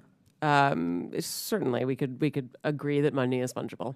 What? More money for less listeners. You fired the guy who pointed all this out, who said that you were so biased to the left that you lost listeners, which is exactly happening, and you're here maintaining that, oh, you need to continue to get taxpayer money. I did not fire Mr. Berliner, sir. Okay, the guy that left after all that. Understand. Are you fundraising off today's hearing?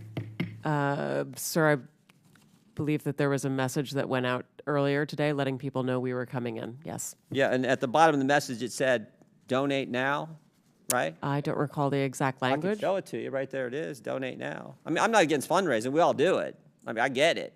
But it's, I assume this fundraising thing is probably going to all the left listeners who are subsidized content by the taxpayers, and that's the gentleman's time is expired. That's the rub. I yield back. I now recognize Ms. Randall from Washington for 5 minutes. Thank you so much. You know, I'm new to Congress. This is my first term, and I came from a legislative body that didn't have quite as heated debates in our committees, and we're generally fairly welcoming to our folks joining us to testify. So I want to say thank you to all of you for taking the time out of your schedule to come and share your experience with all of us and with the American people. I'm grateful for your time and for the work that you do in service of your communities and neighbors. You know, American families used to get all the same news, right? Folks would have access to a handful of news channels. They would watch the same nightly news programs. They would go from one to the other to the other, and we could all agree on what was happening in our country. We all used to operate from the same baseline of information, but today it is no secret that we are operating in a much more diversified and fractured media environment. The content space, the use of AI-generated content, Americans now have to be able to discern for themselves whether something they are hearing is true or not. But investing in public media is a bedrock to our healthy, critically informed, and engaged public and our democracy. And I know that my colleagues on the other side of the aisle have argued over whether every piece of programming is in service of the public. But I also want to point out that, you know, in my fairly rural district, we have a lot of areas that aren't served by broadband. You know, a lot of folks who cannot easily access numerous podcasts while they are out working on their property. They, you know, have to maybe wait for something to download when they're at home using maybe even a wired internet connection, right? Like I'm in a dead zone for about an hour and a half as I'm driving from one city to another in my community. But public radio is broadly accessible. And it's important for, you know, folks counting on the weather report, for kids who are, you know, in pre-kindergarten who are watching Elmo and learning to count and do math. It's important for the young people who, you know, were home during COVID and were able to continue learning with the help of public broadcasting. I think we have a lot of problems in this country, a lot of problems that we should be tackling for regular Americans who are struggling to afford to live, to afford housing, to afford health care, to be able to live the lives that they dream of for themselves and their children. I think we've got some national security concerns that have been talked about a lot in this committee. But I think talking about defunding public broadcasting and public media is an egregious misuse of our time here. Mr. Ullman, when we talk about cutting funds for the Corporation for Public Broadcasting, we're talking about those local small stations that rely on that money. 70% of Corporation for Public Broadcasting funding goes directly to public radio. I know you've worked in Tacoma in the past. I can attest to how rural some parts of Western Washington are. It's not all Tacoma. What role do public media stations like NPR and PBS play in supporting local stations? What kind of programming do they provide? The local communities are at the heart of the work we do. As I shared in my opening remarks, we talk about the people and the places there. You bring up a memory of mine. Chehalis, Aberdeen, Hoquiam area, KBTC was the only public television station there.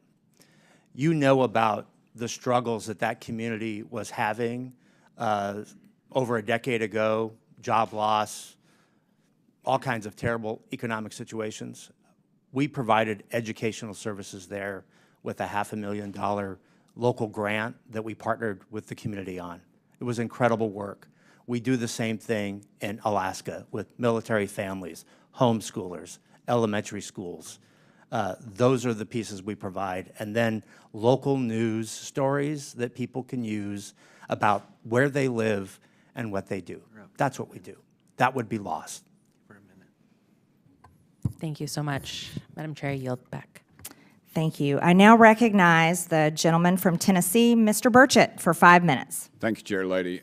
Ms. Carter, is it true that HBO bought the rights to Sesame Street? No, it did not. It developed, Sesame Street entered an arrangement with HBO for a number of years. And it which was is a now, paid arrangement, correct? Yes, which allowed us to get the series for free during the period of that time. How much money was transacted during that? I don't know. Sesame Street is a private organization. It is separate from ours. Okay. Ms. Meyer, what about Lee Greenwood's God Bless the USA as propaganda? I'm sorry, sir. Could you repeat the question? What about Lee Greenwood's God Bless the USA is propaganda? I don't believe that is propaganda, sir. Okay, well, in January, North County Public Radio, and that's a subsidiary of NPR, had Daphne Brooks, who apparently is a black feminism scholar, on its show where it was hosted by the host, Brittany Lewis, and it says, have you ever watched something on TV and thought, okay, now this is propaganda? Have you ever had that moment? To which Daphne Brooks replied, whenever I see Lee Greenwood singing Proud to be an American.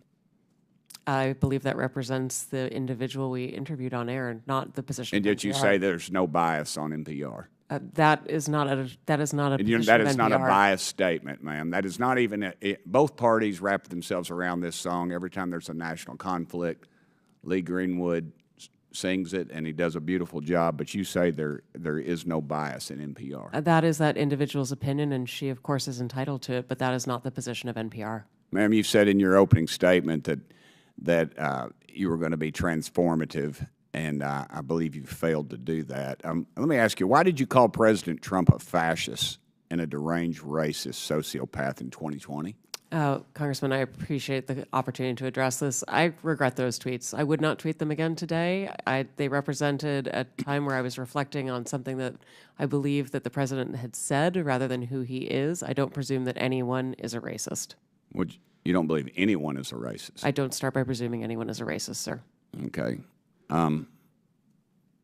Has NPR or PBS ever conducted an internal review to assess whether conservative or right-leaning perspectives are fairly representative news and programming?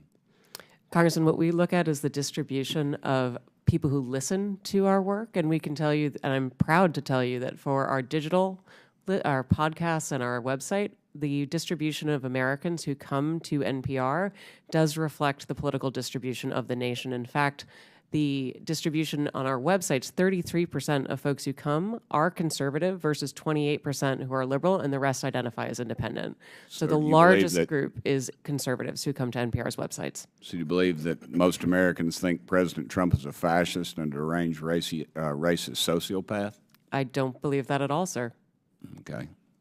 Ma'am? We obviously are constantly looking at the voices that we bring forward. We take to heart our commitment to bringing forward perspectives from across the country. Our programming comes from our local stations. And I mentioned in my opening comment the series that we did out of Arkansas, Southern Storytellers. That's just one little example. 10% of our schedule is news. The rest of it is either children's programming or programming based on history to give us all a collective expression. And we're constantly looking to making sure that we're bringing forward a diversity of viewpoints and perspectives and experiences that really do make up the fabric of this country. Okay. NPR senior editor Early Leonard, it's been mentioned before, but he was quoted as saying an open-minded spirit no longer exists within NPR, and now, predictably, we don't have an audience that reflects America. Yet you stated that the audience does reflect America.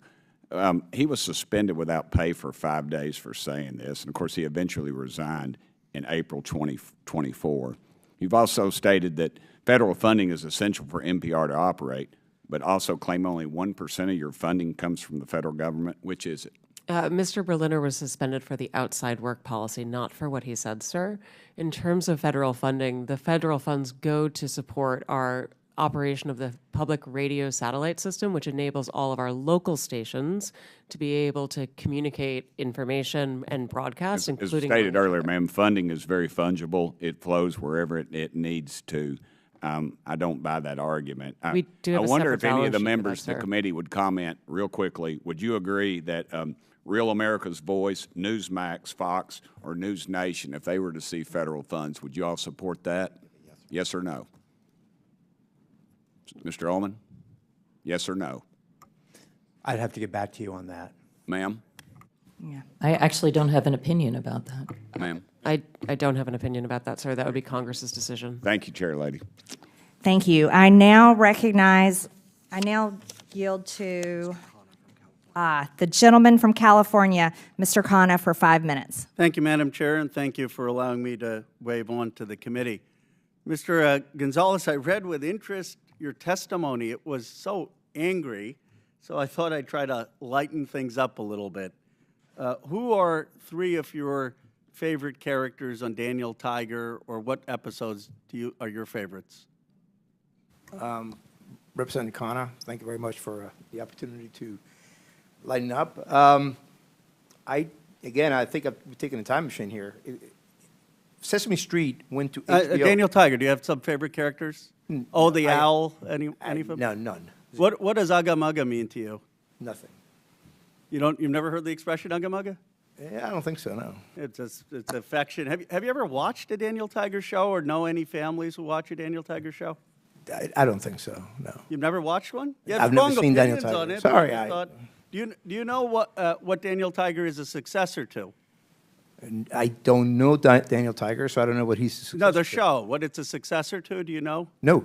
You really don't know? No, Honestly? I really no. I'm Because on the you know oath. all the history. It's a successor to Mr. Rogers. Oh, there you go. Okay. Yeah. I mean- Mr. Rogers, I know. Okay. Are you familiar with his 1969 testimony? I am. He said, I want to quote, because it's one of my favorites. I studied this actually going to school. It's some of the most effective testimony in Congress. He said, I give an expression of care every day to each child to help him realize that he is unique. I end the program by saying, you've made this day a special day by just being you. There's no person in the whole world like you, and I like you just the way you are. Senator Pastor was a hard-headed fiscal conservative, said he got goosebumps by that testimony, and it's what convinced him to fund the public broadcast. You've said you wouldn't have funded it. Do you think Senator Pastor made a mistake back then? Oh yeah, absolutely. I think I agree with Fred Friendly, who testified and you said, you would have voted against. I would have voted. Yes, I don't think that you should have state broadcasters. Now, what is the cost of public broadcasting as a percent of the federal budget? I don't know, but it is a. It I mean, yes, come on, you're talking about the $36 trillion of debt that we have. You're saying this is a really important thing that we need to cut. You didn't research out what percent it's it is? important on principle, Well, and it no, is. but It you was. said the principle is a different thing. You're saying this is an effective strategy to cut debt, and you have no idea what It was 5% of the discretionary cuts in the GOP. It's 0.01%. Right, but it was 5% of the discretionary cuts in the 17 budget. 0.01% Right. of the federal budget. That's one of the reasons Senator Pastor said, it's worth it in an investment in American kids. Now, you said Sesame Street is a private organization, or Sesame Street is going private. I didn't understand that because Sesame Workshop is a nonprofit. What did you mean by private? Well, I mean, it's a nonprofit. It's separate from. But it gets public funding. Were you talking about the HBO thing? Yes, Do you realize that HBO just canceled with them? And I do. Yes. And the reason they canceled them, and I'm trying to explain why Senator Pastor funded this, and if you talk to families who watch Daniel Tiger, maybe you'd appreciate it. The reason they canceled it is because it wasn't making a profit. See, because when you try to do Daniel Tiger or Sesame Street, and you try to do what Mr. Rogers was talking about, helping the emotional and social development of kids, it's not easy. You got to hire people who are child psychologists. You have to hire people who are educationalists. A lot goes into this. And HBO said, you know what? It's not making money. We rather put on things that are geared towards adults or that are going to be conflicts.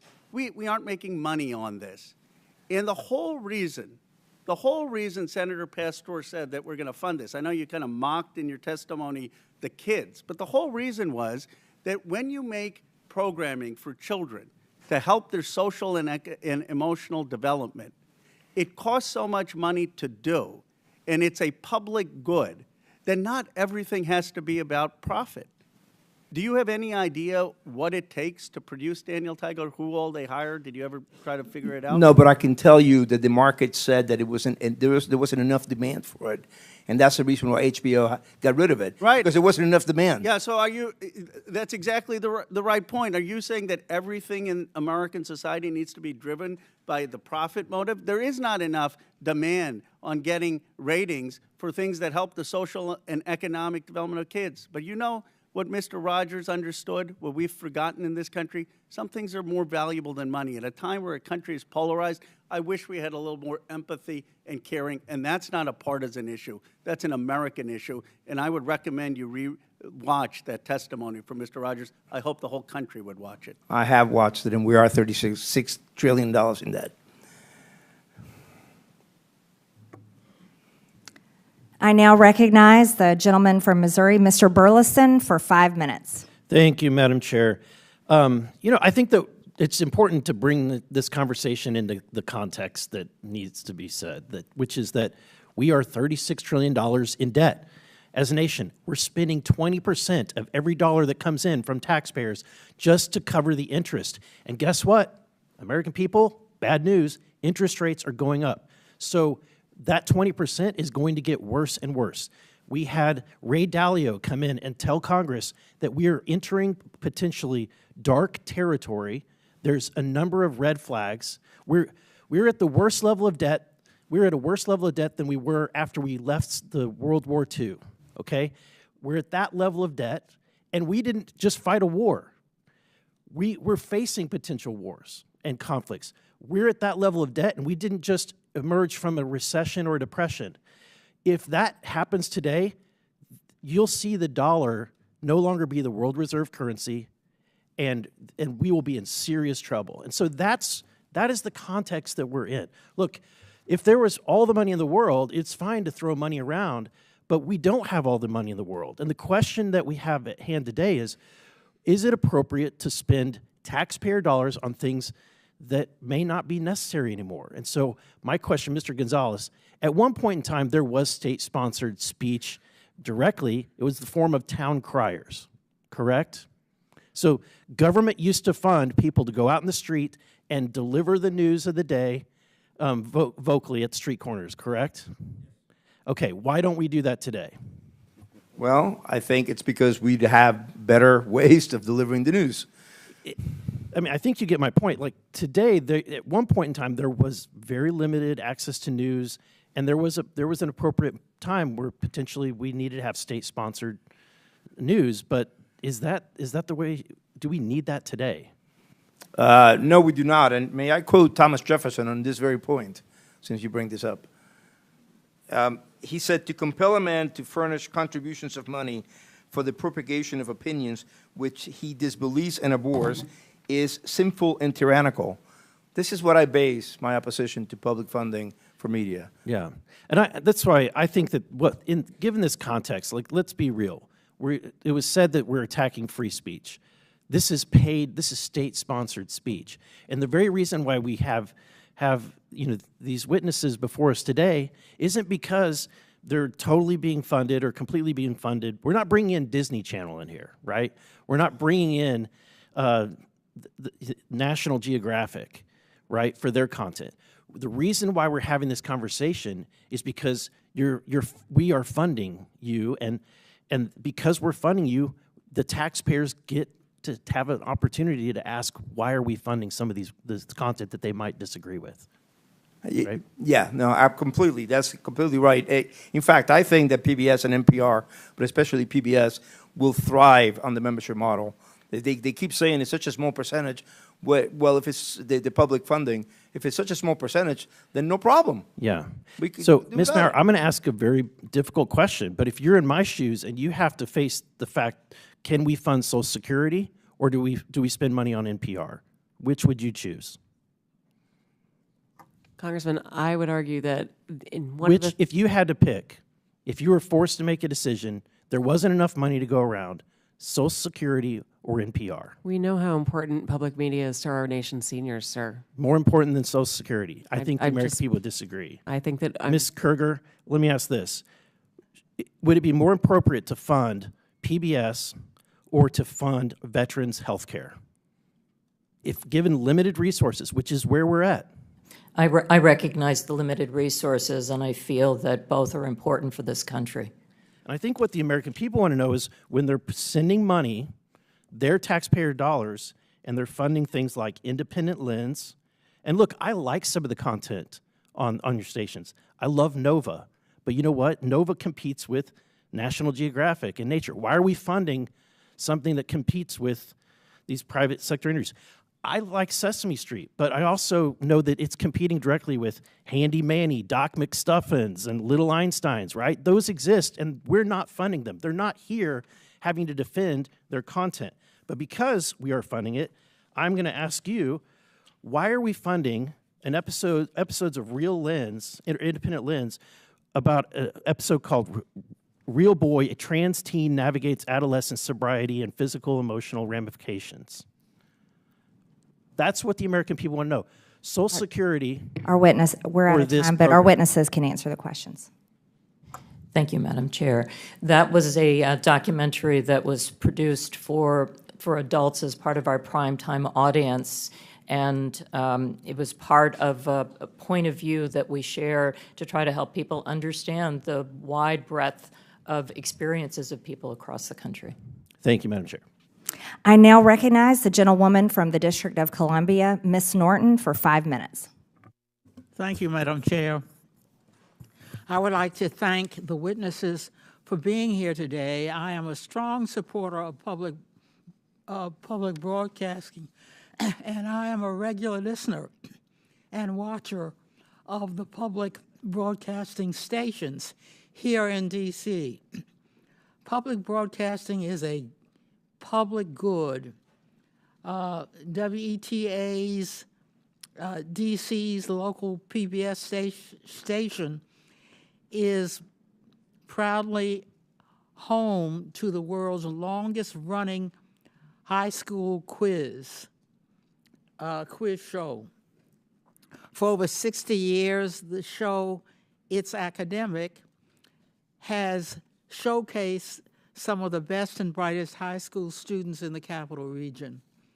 President Reagan once praised It's Academic as, quote, a reminder of the importance of education, end quote. And even Supreme Court Justice Clarence Thomas made a guest appearance. One area student who competed on the show said, quote, it's made me a lot smarter, end quote. And, quote, getting to say that I've been on a TV show is really cool, end quote. It's Academic is just one example of local public media programming that celebrates and lifts up the community. Mr. Ullman, in your experience as head of the Alaska Public Media, why is it important for public media to elevate local voices? Thank you so much for that question. There are stories to be told all over this great nation of ours. And one of the things that I take the utmost pride in is being someone who can provide the strategy and build the resources and build the capacity to ensure that we can capture video about those uniquely Alaskan stories. We can capture audio about those uniquely Alaskan stories. And what we do is we take that opportunity to not only tell those stories for ourselves within our great state, but we also work with our national partners. This local national partnership is essential. Without PBS, without NPR, you wouldn't hear stories, news stories, public affairs stories, community stories from Alaska. You wouldn't see them on the PBS NewsHour. This is vital.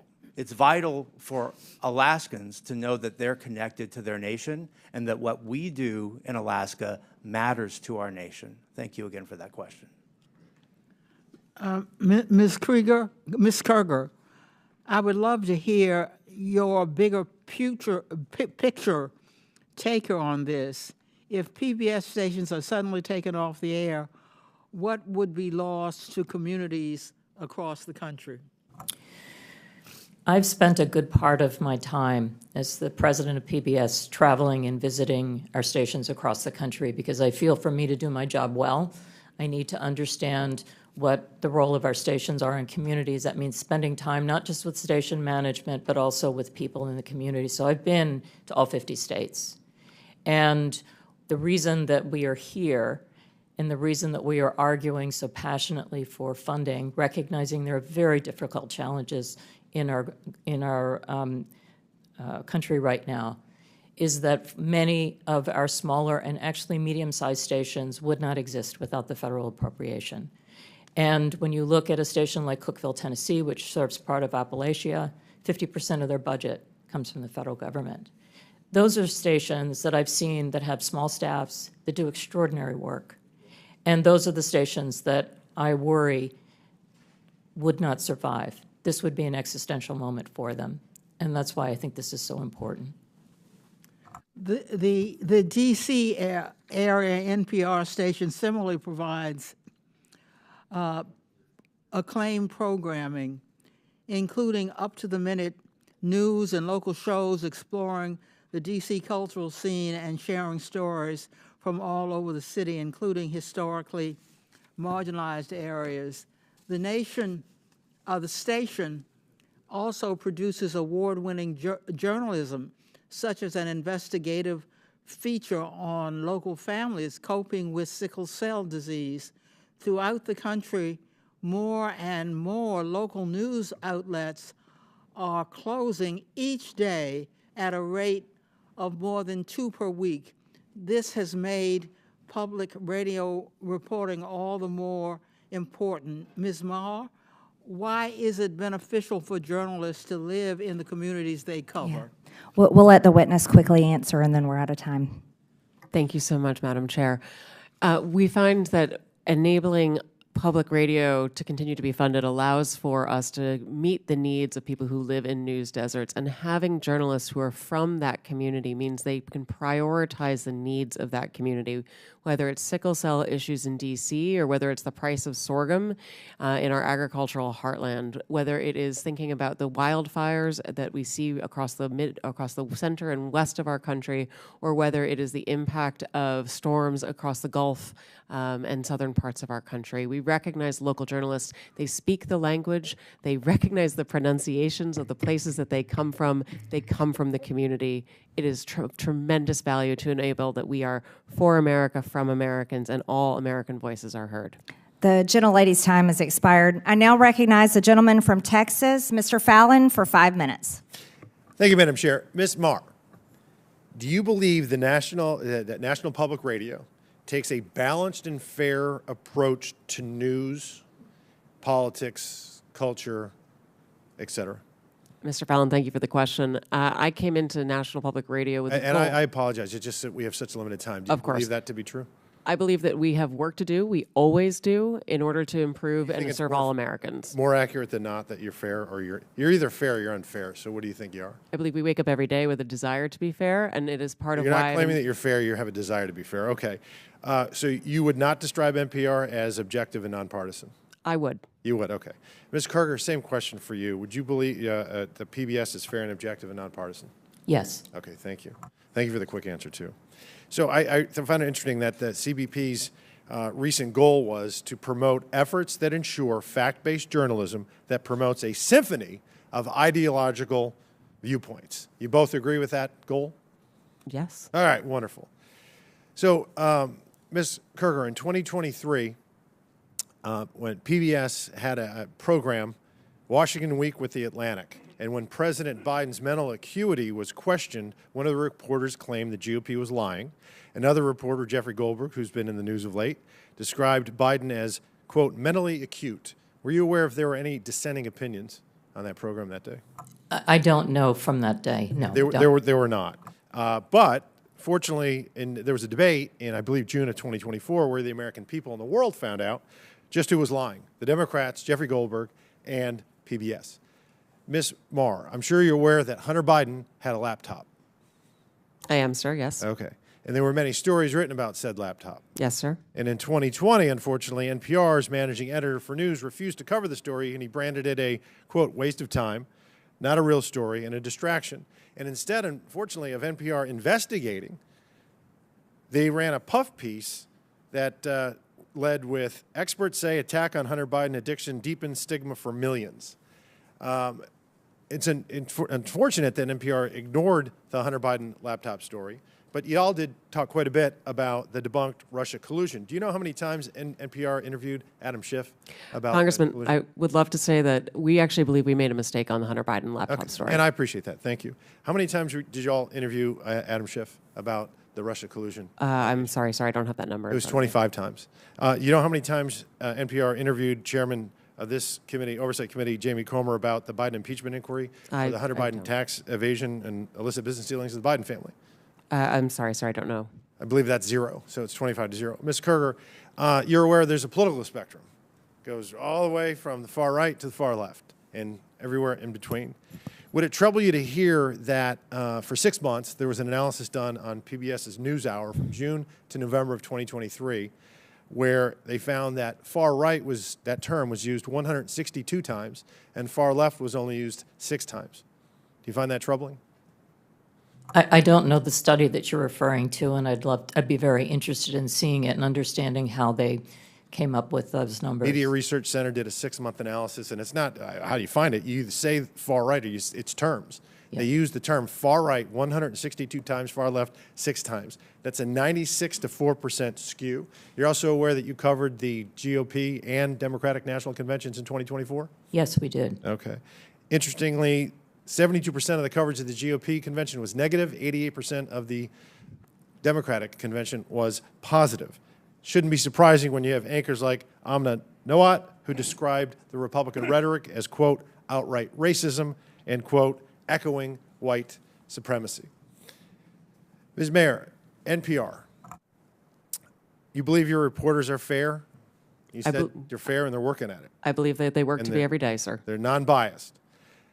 And yet, you have the voter registration issue. I mean, we're all human beings. We're all going to see through the world through a certain lens. And are you aware of any Republicans, any registered Republicans in your newsroom? I couldn't say registered, but I know we have conservatives in our newsroom, yes. Okay, so the recent registration, when it was looked at, 87 Democrats and 0 Republicans registered. I found that very concerning, Yeah, sir. I would. Not even 40 to 30 or 50 to 20, 87 to 0. But it shouldn't be surprising when their own CEO says things like, I'm so done with late-stage capitalism, or calls the President of the United States a deranged racist sociopath, or that America's addicted to white supremacy. So billions have gone into both of your coffers over the last several decades. And I understand why Democrats on this committee are going to viciously and vehemently defend you all, because you become a propaganda wing of the Democratic Party. 67% of your viewers and listeners identify as Democrat, with only 12% conservative, and you become a sandbox for leftist propagandists to frolic on taxpayer dime and no more. And when you said in the beginning you're going to promote a symphony of ideological viewpoints, yeah, you do. If you're left-leaning, left, far left, or remarkably Marxist, I yield back. Thank you. Thank you, Mr. Fallon. I now recognize a gentleman from Texas, Mr. Gill. Thank you, Chairwoman Green, and I apologize. I'm getting over a cold, so I'm losing my voice here. Ms. Marr, I want to start with you. Just generally, would you say you generally agree or disagree with the following statement?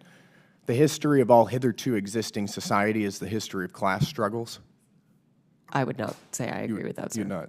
That's good to hear. It's interesting because a lot of your thinking, as expressed by your public statements, is deeply infused with economic and cultural Marxism. Do you believe that America is addicted to white supremacy? I believe that I tweeted that, and as I've said earlier, I believe much of my thinking has evolved over the last half-decade. It has evolved. Why did you tweet that? I don't recall the exact context, sir, so I wouldn't be able to say. Okay. Do you believe that America believes in black plunder and white democracy? I don't believe that, sir. You tweeted that in reference to a book you were reading at the time, apparently, The Case for Reparations. I don't think I've ever read that book, sir. You tweeted about it. You said you took a day off to fully read The Case for Reparations. You put that on Twitter in January of 2020. Apologies, I don't recall that I did. Okay. I'd no doubt that Your tweet there is correct, but I don't recall that. Okay. Do you believe that white people inherently feel superior to other races? I do not. You don't? You tweeted something to that effect. You said, I grew up feeling superior. Ha, how white of me. Why did you tweet that? I think I was probably reflecting on what it was to grow up in an environment where I had lots of advantages. It sounds like you're saying that white people feel superior. I don't believe that anybody feels that way, sir. I was just reflecting on my own experiences. Do you think that white people should pay reparations? I've never said that, sir. Yes, you did. You said it in January of 2020. You tweeted, yes, the North, yes, all of us, yes, America, yes, our original collective sin and unpaid debt, yes, reparations, yes, on this day. I don't believe that was a reference to fiscal reparations, sir. What kind of reparations was it a reference to? I think it was just a reference to the idea that we all owe much to the people who came before us. That's a bizarre way to frame what you tweeted. Okay, how much reparations have you personally paid? Sir, I don't believe that I've ever paid reparations. Okay, it's just for everybody else. I'm not asking anyone Seems to pay to be what you're reparations, sir. suggesting. Do you believe that looting is morally wrong? I believe that looting is illegal, and I refer to it as counterproductive. I think it should be prosecuted. Do you believe it's morally wrong, though? Of course. Of course. Then why did you refer to it as counterproductive? It's a very different way to describe it. It is both morally wrong and counterproductive, as well as being You illegal. tweeted, it's hard to be mad about protests in reference to the BLM protests, not prioritizing the private property of a system of oppression. You didn't condemn the looting. You said that it was counterproductive.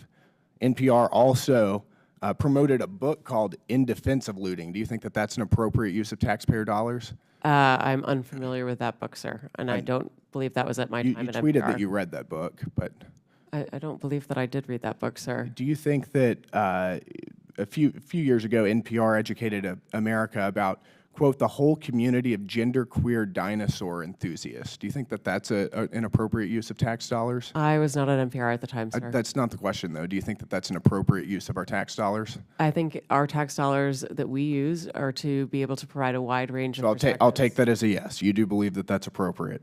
Your health advisor at NPR also stated in an interview that, quote, fear of fatness is more harmful than actual fat. Would you like to explain how fear of fatness is more harmful than actual fat? That's an editorial at NPR. I am not familiar with the editorial, and I don't believe that was published during my time here. It's called Diet Culture is Everywhere. Here's how to fight it. Do you think that that's an appropriate use of taxpayer dollars? I think any reporting on health is an appropriate use of taxpayer dollars, yes. And you think that editorializing that fat is not unhealthy is appropriate? I don't know what that article is, sir, and I'm not familiar with it, so I This couldn't is say. fake news. Do you think that basic accommodations like doorways or seat belts represent, quote, latent fat phobia? I don't have an opinion. It's on that, also sir. from NPR. Do you think civility is racist? No, sir. No. Your outlet ran an article entitled, quote, when civility is used as a cudgel against people of color. That was on All Things Considered. Would you like to explain?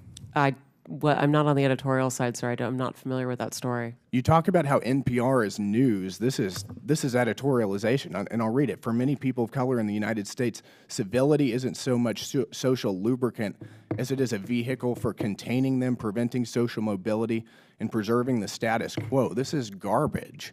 I'll spend all of my time doing everything I can to ensure you guys never get another dollar of taxpayer funding. This is complete garbage. Thank you, Madam Chair.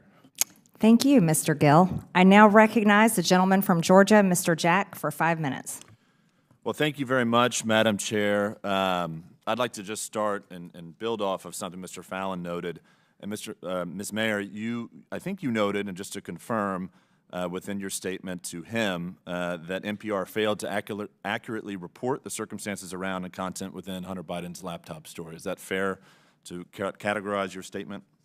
Our current editorial leadership believes that we made a mistake not reporting the story and more reporting it earlier, yes. And I recognize you weren't there at the time, but what institutes and control, what have you done to ensure that never happens again? A number of things, sir, and thank you for the opportunity to speak to them.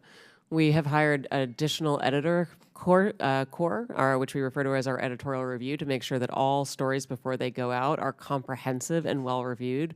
We've instituted a monthly review to ensure that the most challenging stories of every month, we go back and we look at what we may have missed in order to not miss issues again and change processes and policies to be able to have more robust conversation and to ensure all areas and all views are considered.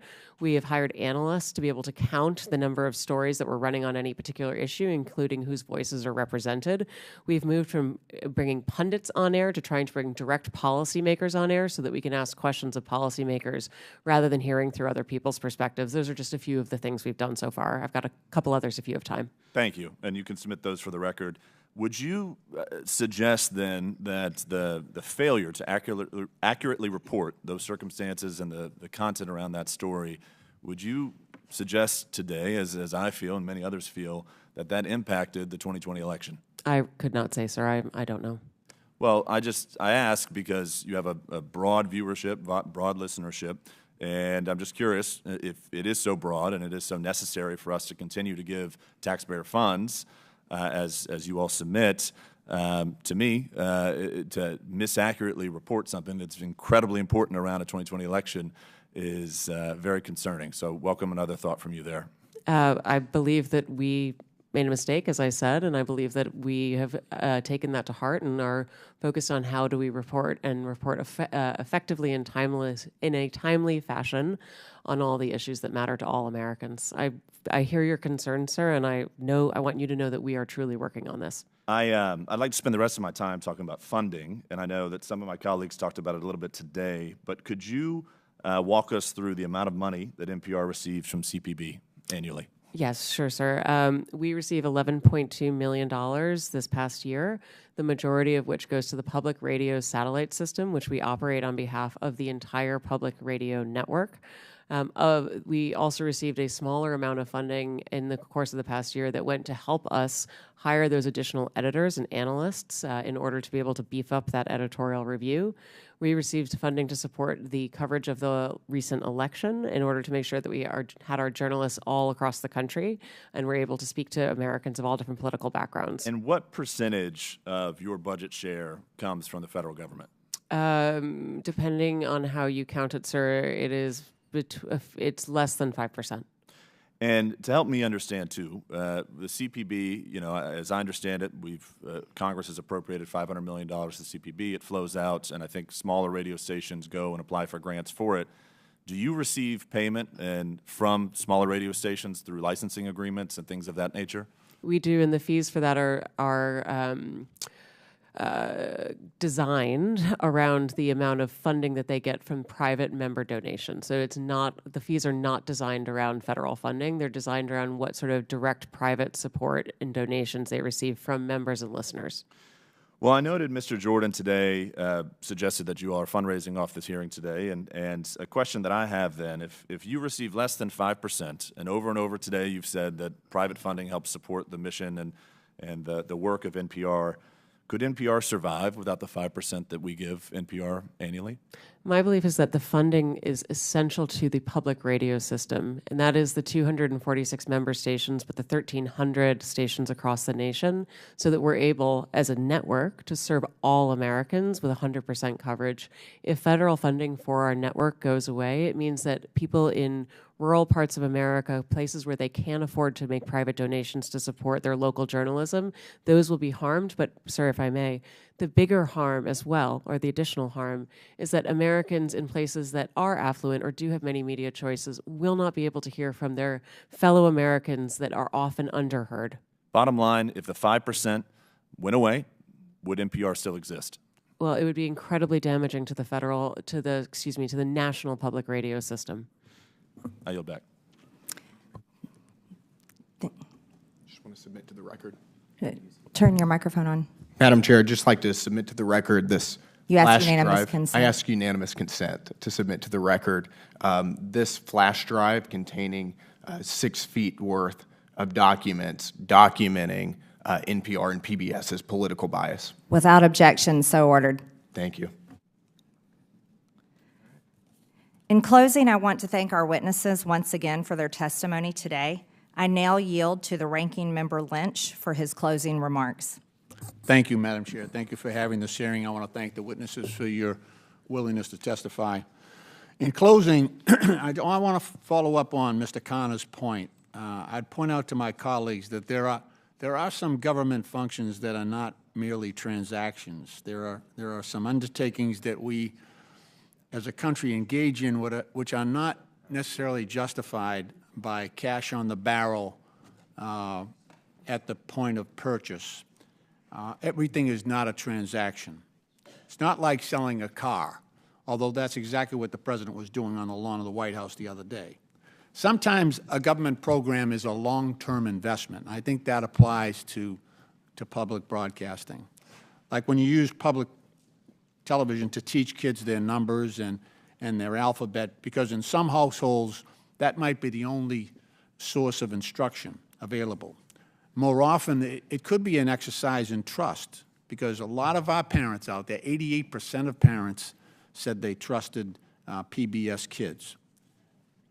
Or when you have a documentary given by a historian like Ken Burns, and he does research and drills down on the letters and firsthand correspondence of Civil War veterans and families north and south, and gives us the hard facts of the Civil War. Hopefully, we are teaching, or at least reminding people of the wrongfulness of slavery and the consequences of us from a system of bondage and the horrific price that was paid and perhaps is still being paid. Everything is not a transaction.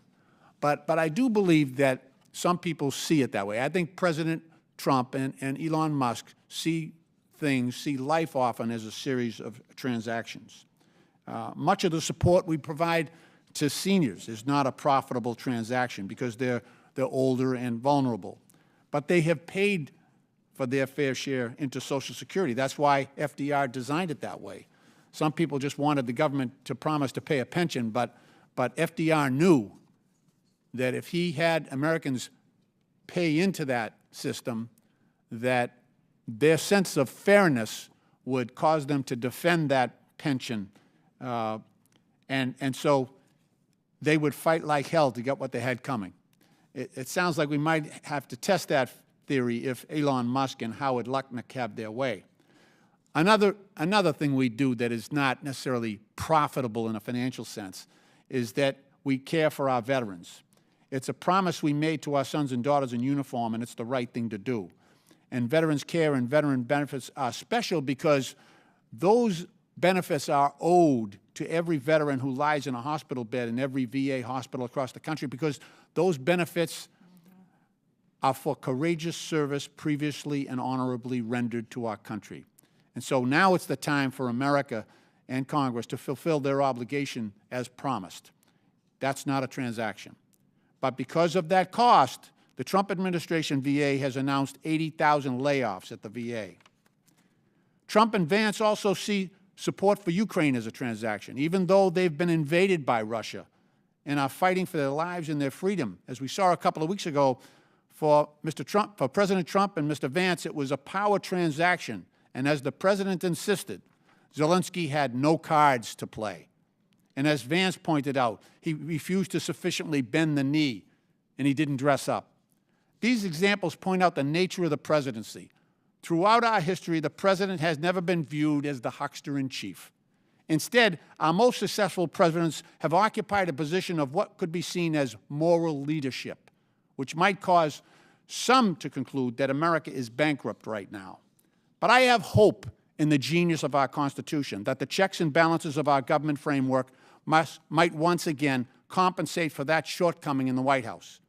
It could be that Congress might provide that balance, or it may be the judicial branch that steps into the breach, or it might require the ultimate source of power in our system, the people themselves, to demand that we fulfill our obligations to all those most vulnerable in our country, wounded veterans, seniors, children, and the poor, to whom so much is owed.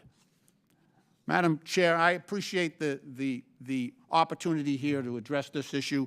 I would have preferred that we were talking about the security breach that occurred recently, but perhaps that will be for another day. But I thank you for your courtesy, and I yield back. I now recognize myself for closing remarks. The United States is $36 trillion in debt. In fiscal year 2024, the government spent over $1.8 trillion more than it took in. And in fiscal year 2025, the interest on our debt is expected to exceed $1 trillion. As we continue investigating waste, fraud, and abuse, and we can look no further than the Corporation for Public Broadcasting, the LGBTQ indoctrination of our children, the systematic racism narrative, and the support for censorship being pushed by the heads of NPR and PBS are just several of the many abuses of taxpayer dollars. And if you are one of the select few who might support such content, you can personally support and fund it with your own money through private donations, because the reality is the United States of America is broke and can't afford it. And after all, PBS and NPR are already fundraising off of this committee hearing. The American people are closely following along today in this long-awaited hearing to hear the case for why Americans' hard-earned tax dollars should continue for public broadcasting. I think from what we have heard here today, the American people will not continue to allow such propaganda to be funded through the federal government with their hard-earned tax dollars. The Corporation for Public Broadcasting that we give over $500 million to no longer serves the public. It serves a narrow audience of wealthy, liberal elites who are out of touch with everyday Americans. Not only have the times changed and the American people who once needed these outlets can now access the news anywhere at any time, but the content that is being put out through these state-sponsored outlets is so radical, it is brainwashing the American people and, more significantly, American children with un-American, anti-family, pro-crime fake news. The American people do not support their taxpayer dollars going to NPR articles like, "How is sex determined? Scientists say it's complicated," which discusses how biological sex is not limited to male or female. Or another article about how stories on crime are rife with misinformation and racism. Or about how birds and trees are racist. Over a 7-month period, the Media Research Center discovered the PBS NewsHour gave over 90% of the airtime to the left on gender ideology stories, 90%. As mentioned earlier, PBS was the outlet that featured the child predator drag queen on the education show for kids ages 3 to 8 years old. And to clarify the record, because our witness, Ms. Kerger, lied under oath and said it wasn't featured on PBS, this show was aired on PBS on April 1st, 2021, and we will take a look at this video right now. We're using a TV today because our audio system is having problems. Let's go ahead and watch this video.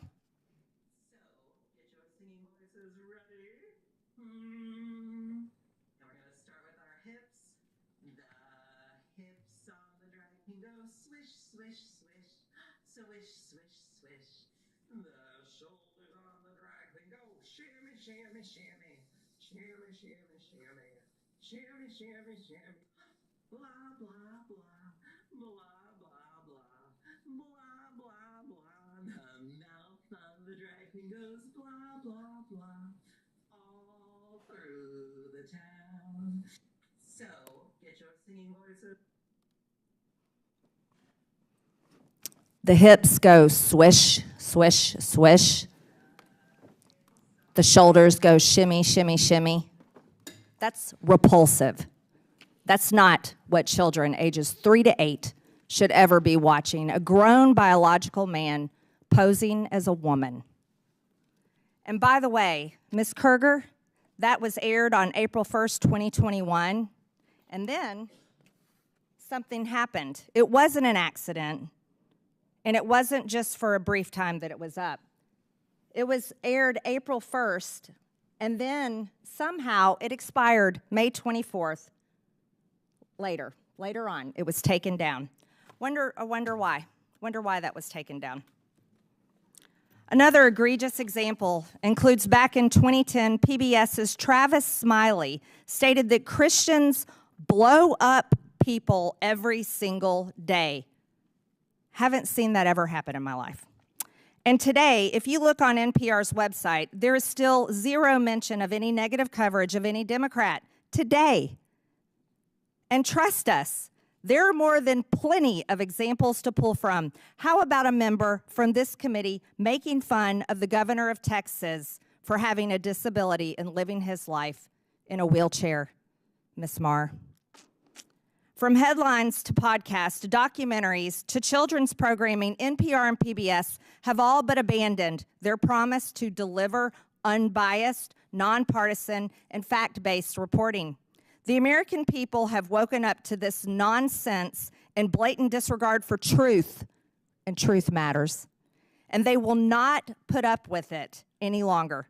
Contrary to the beliefs of the head of NPR, Ms. Marr, truth is not subjective. It's actually very important. And there are not multiple truths. There's just one. For a civilization to exist, objective truth must exist. It must be embraced. It must be protected.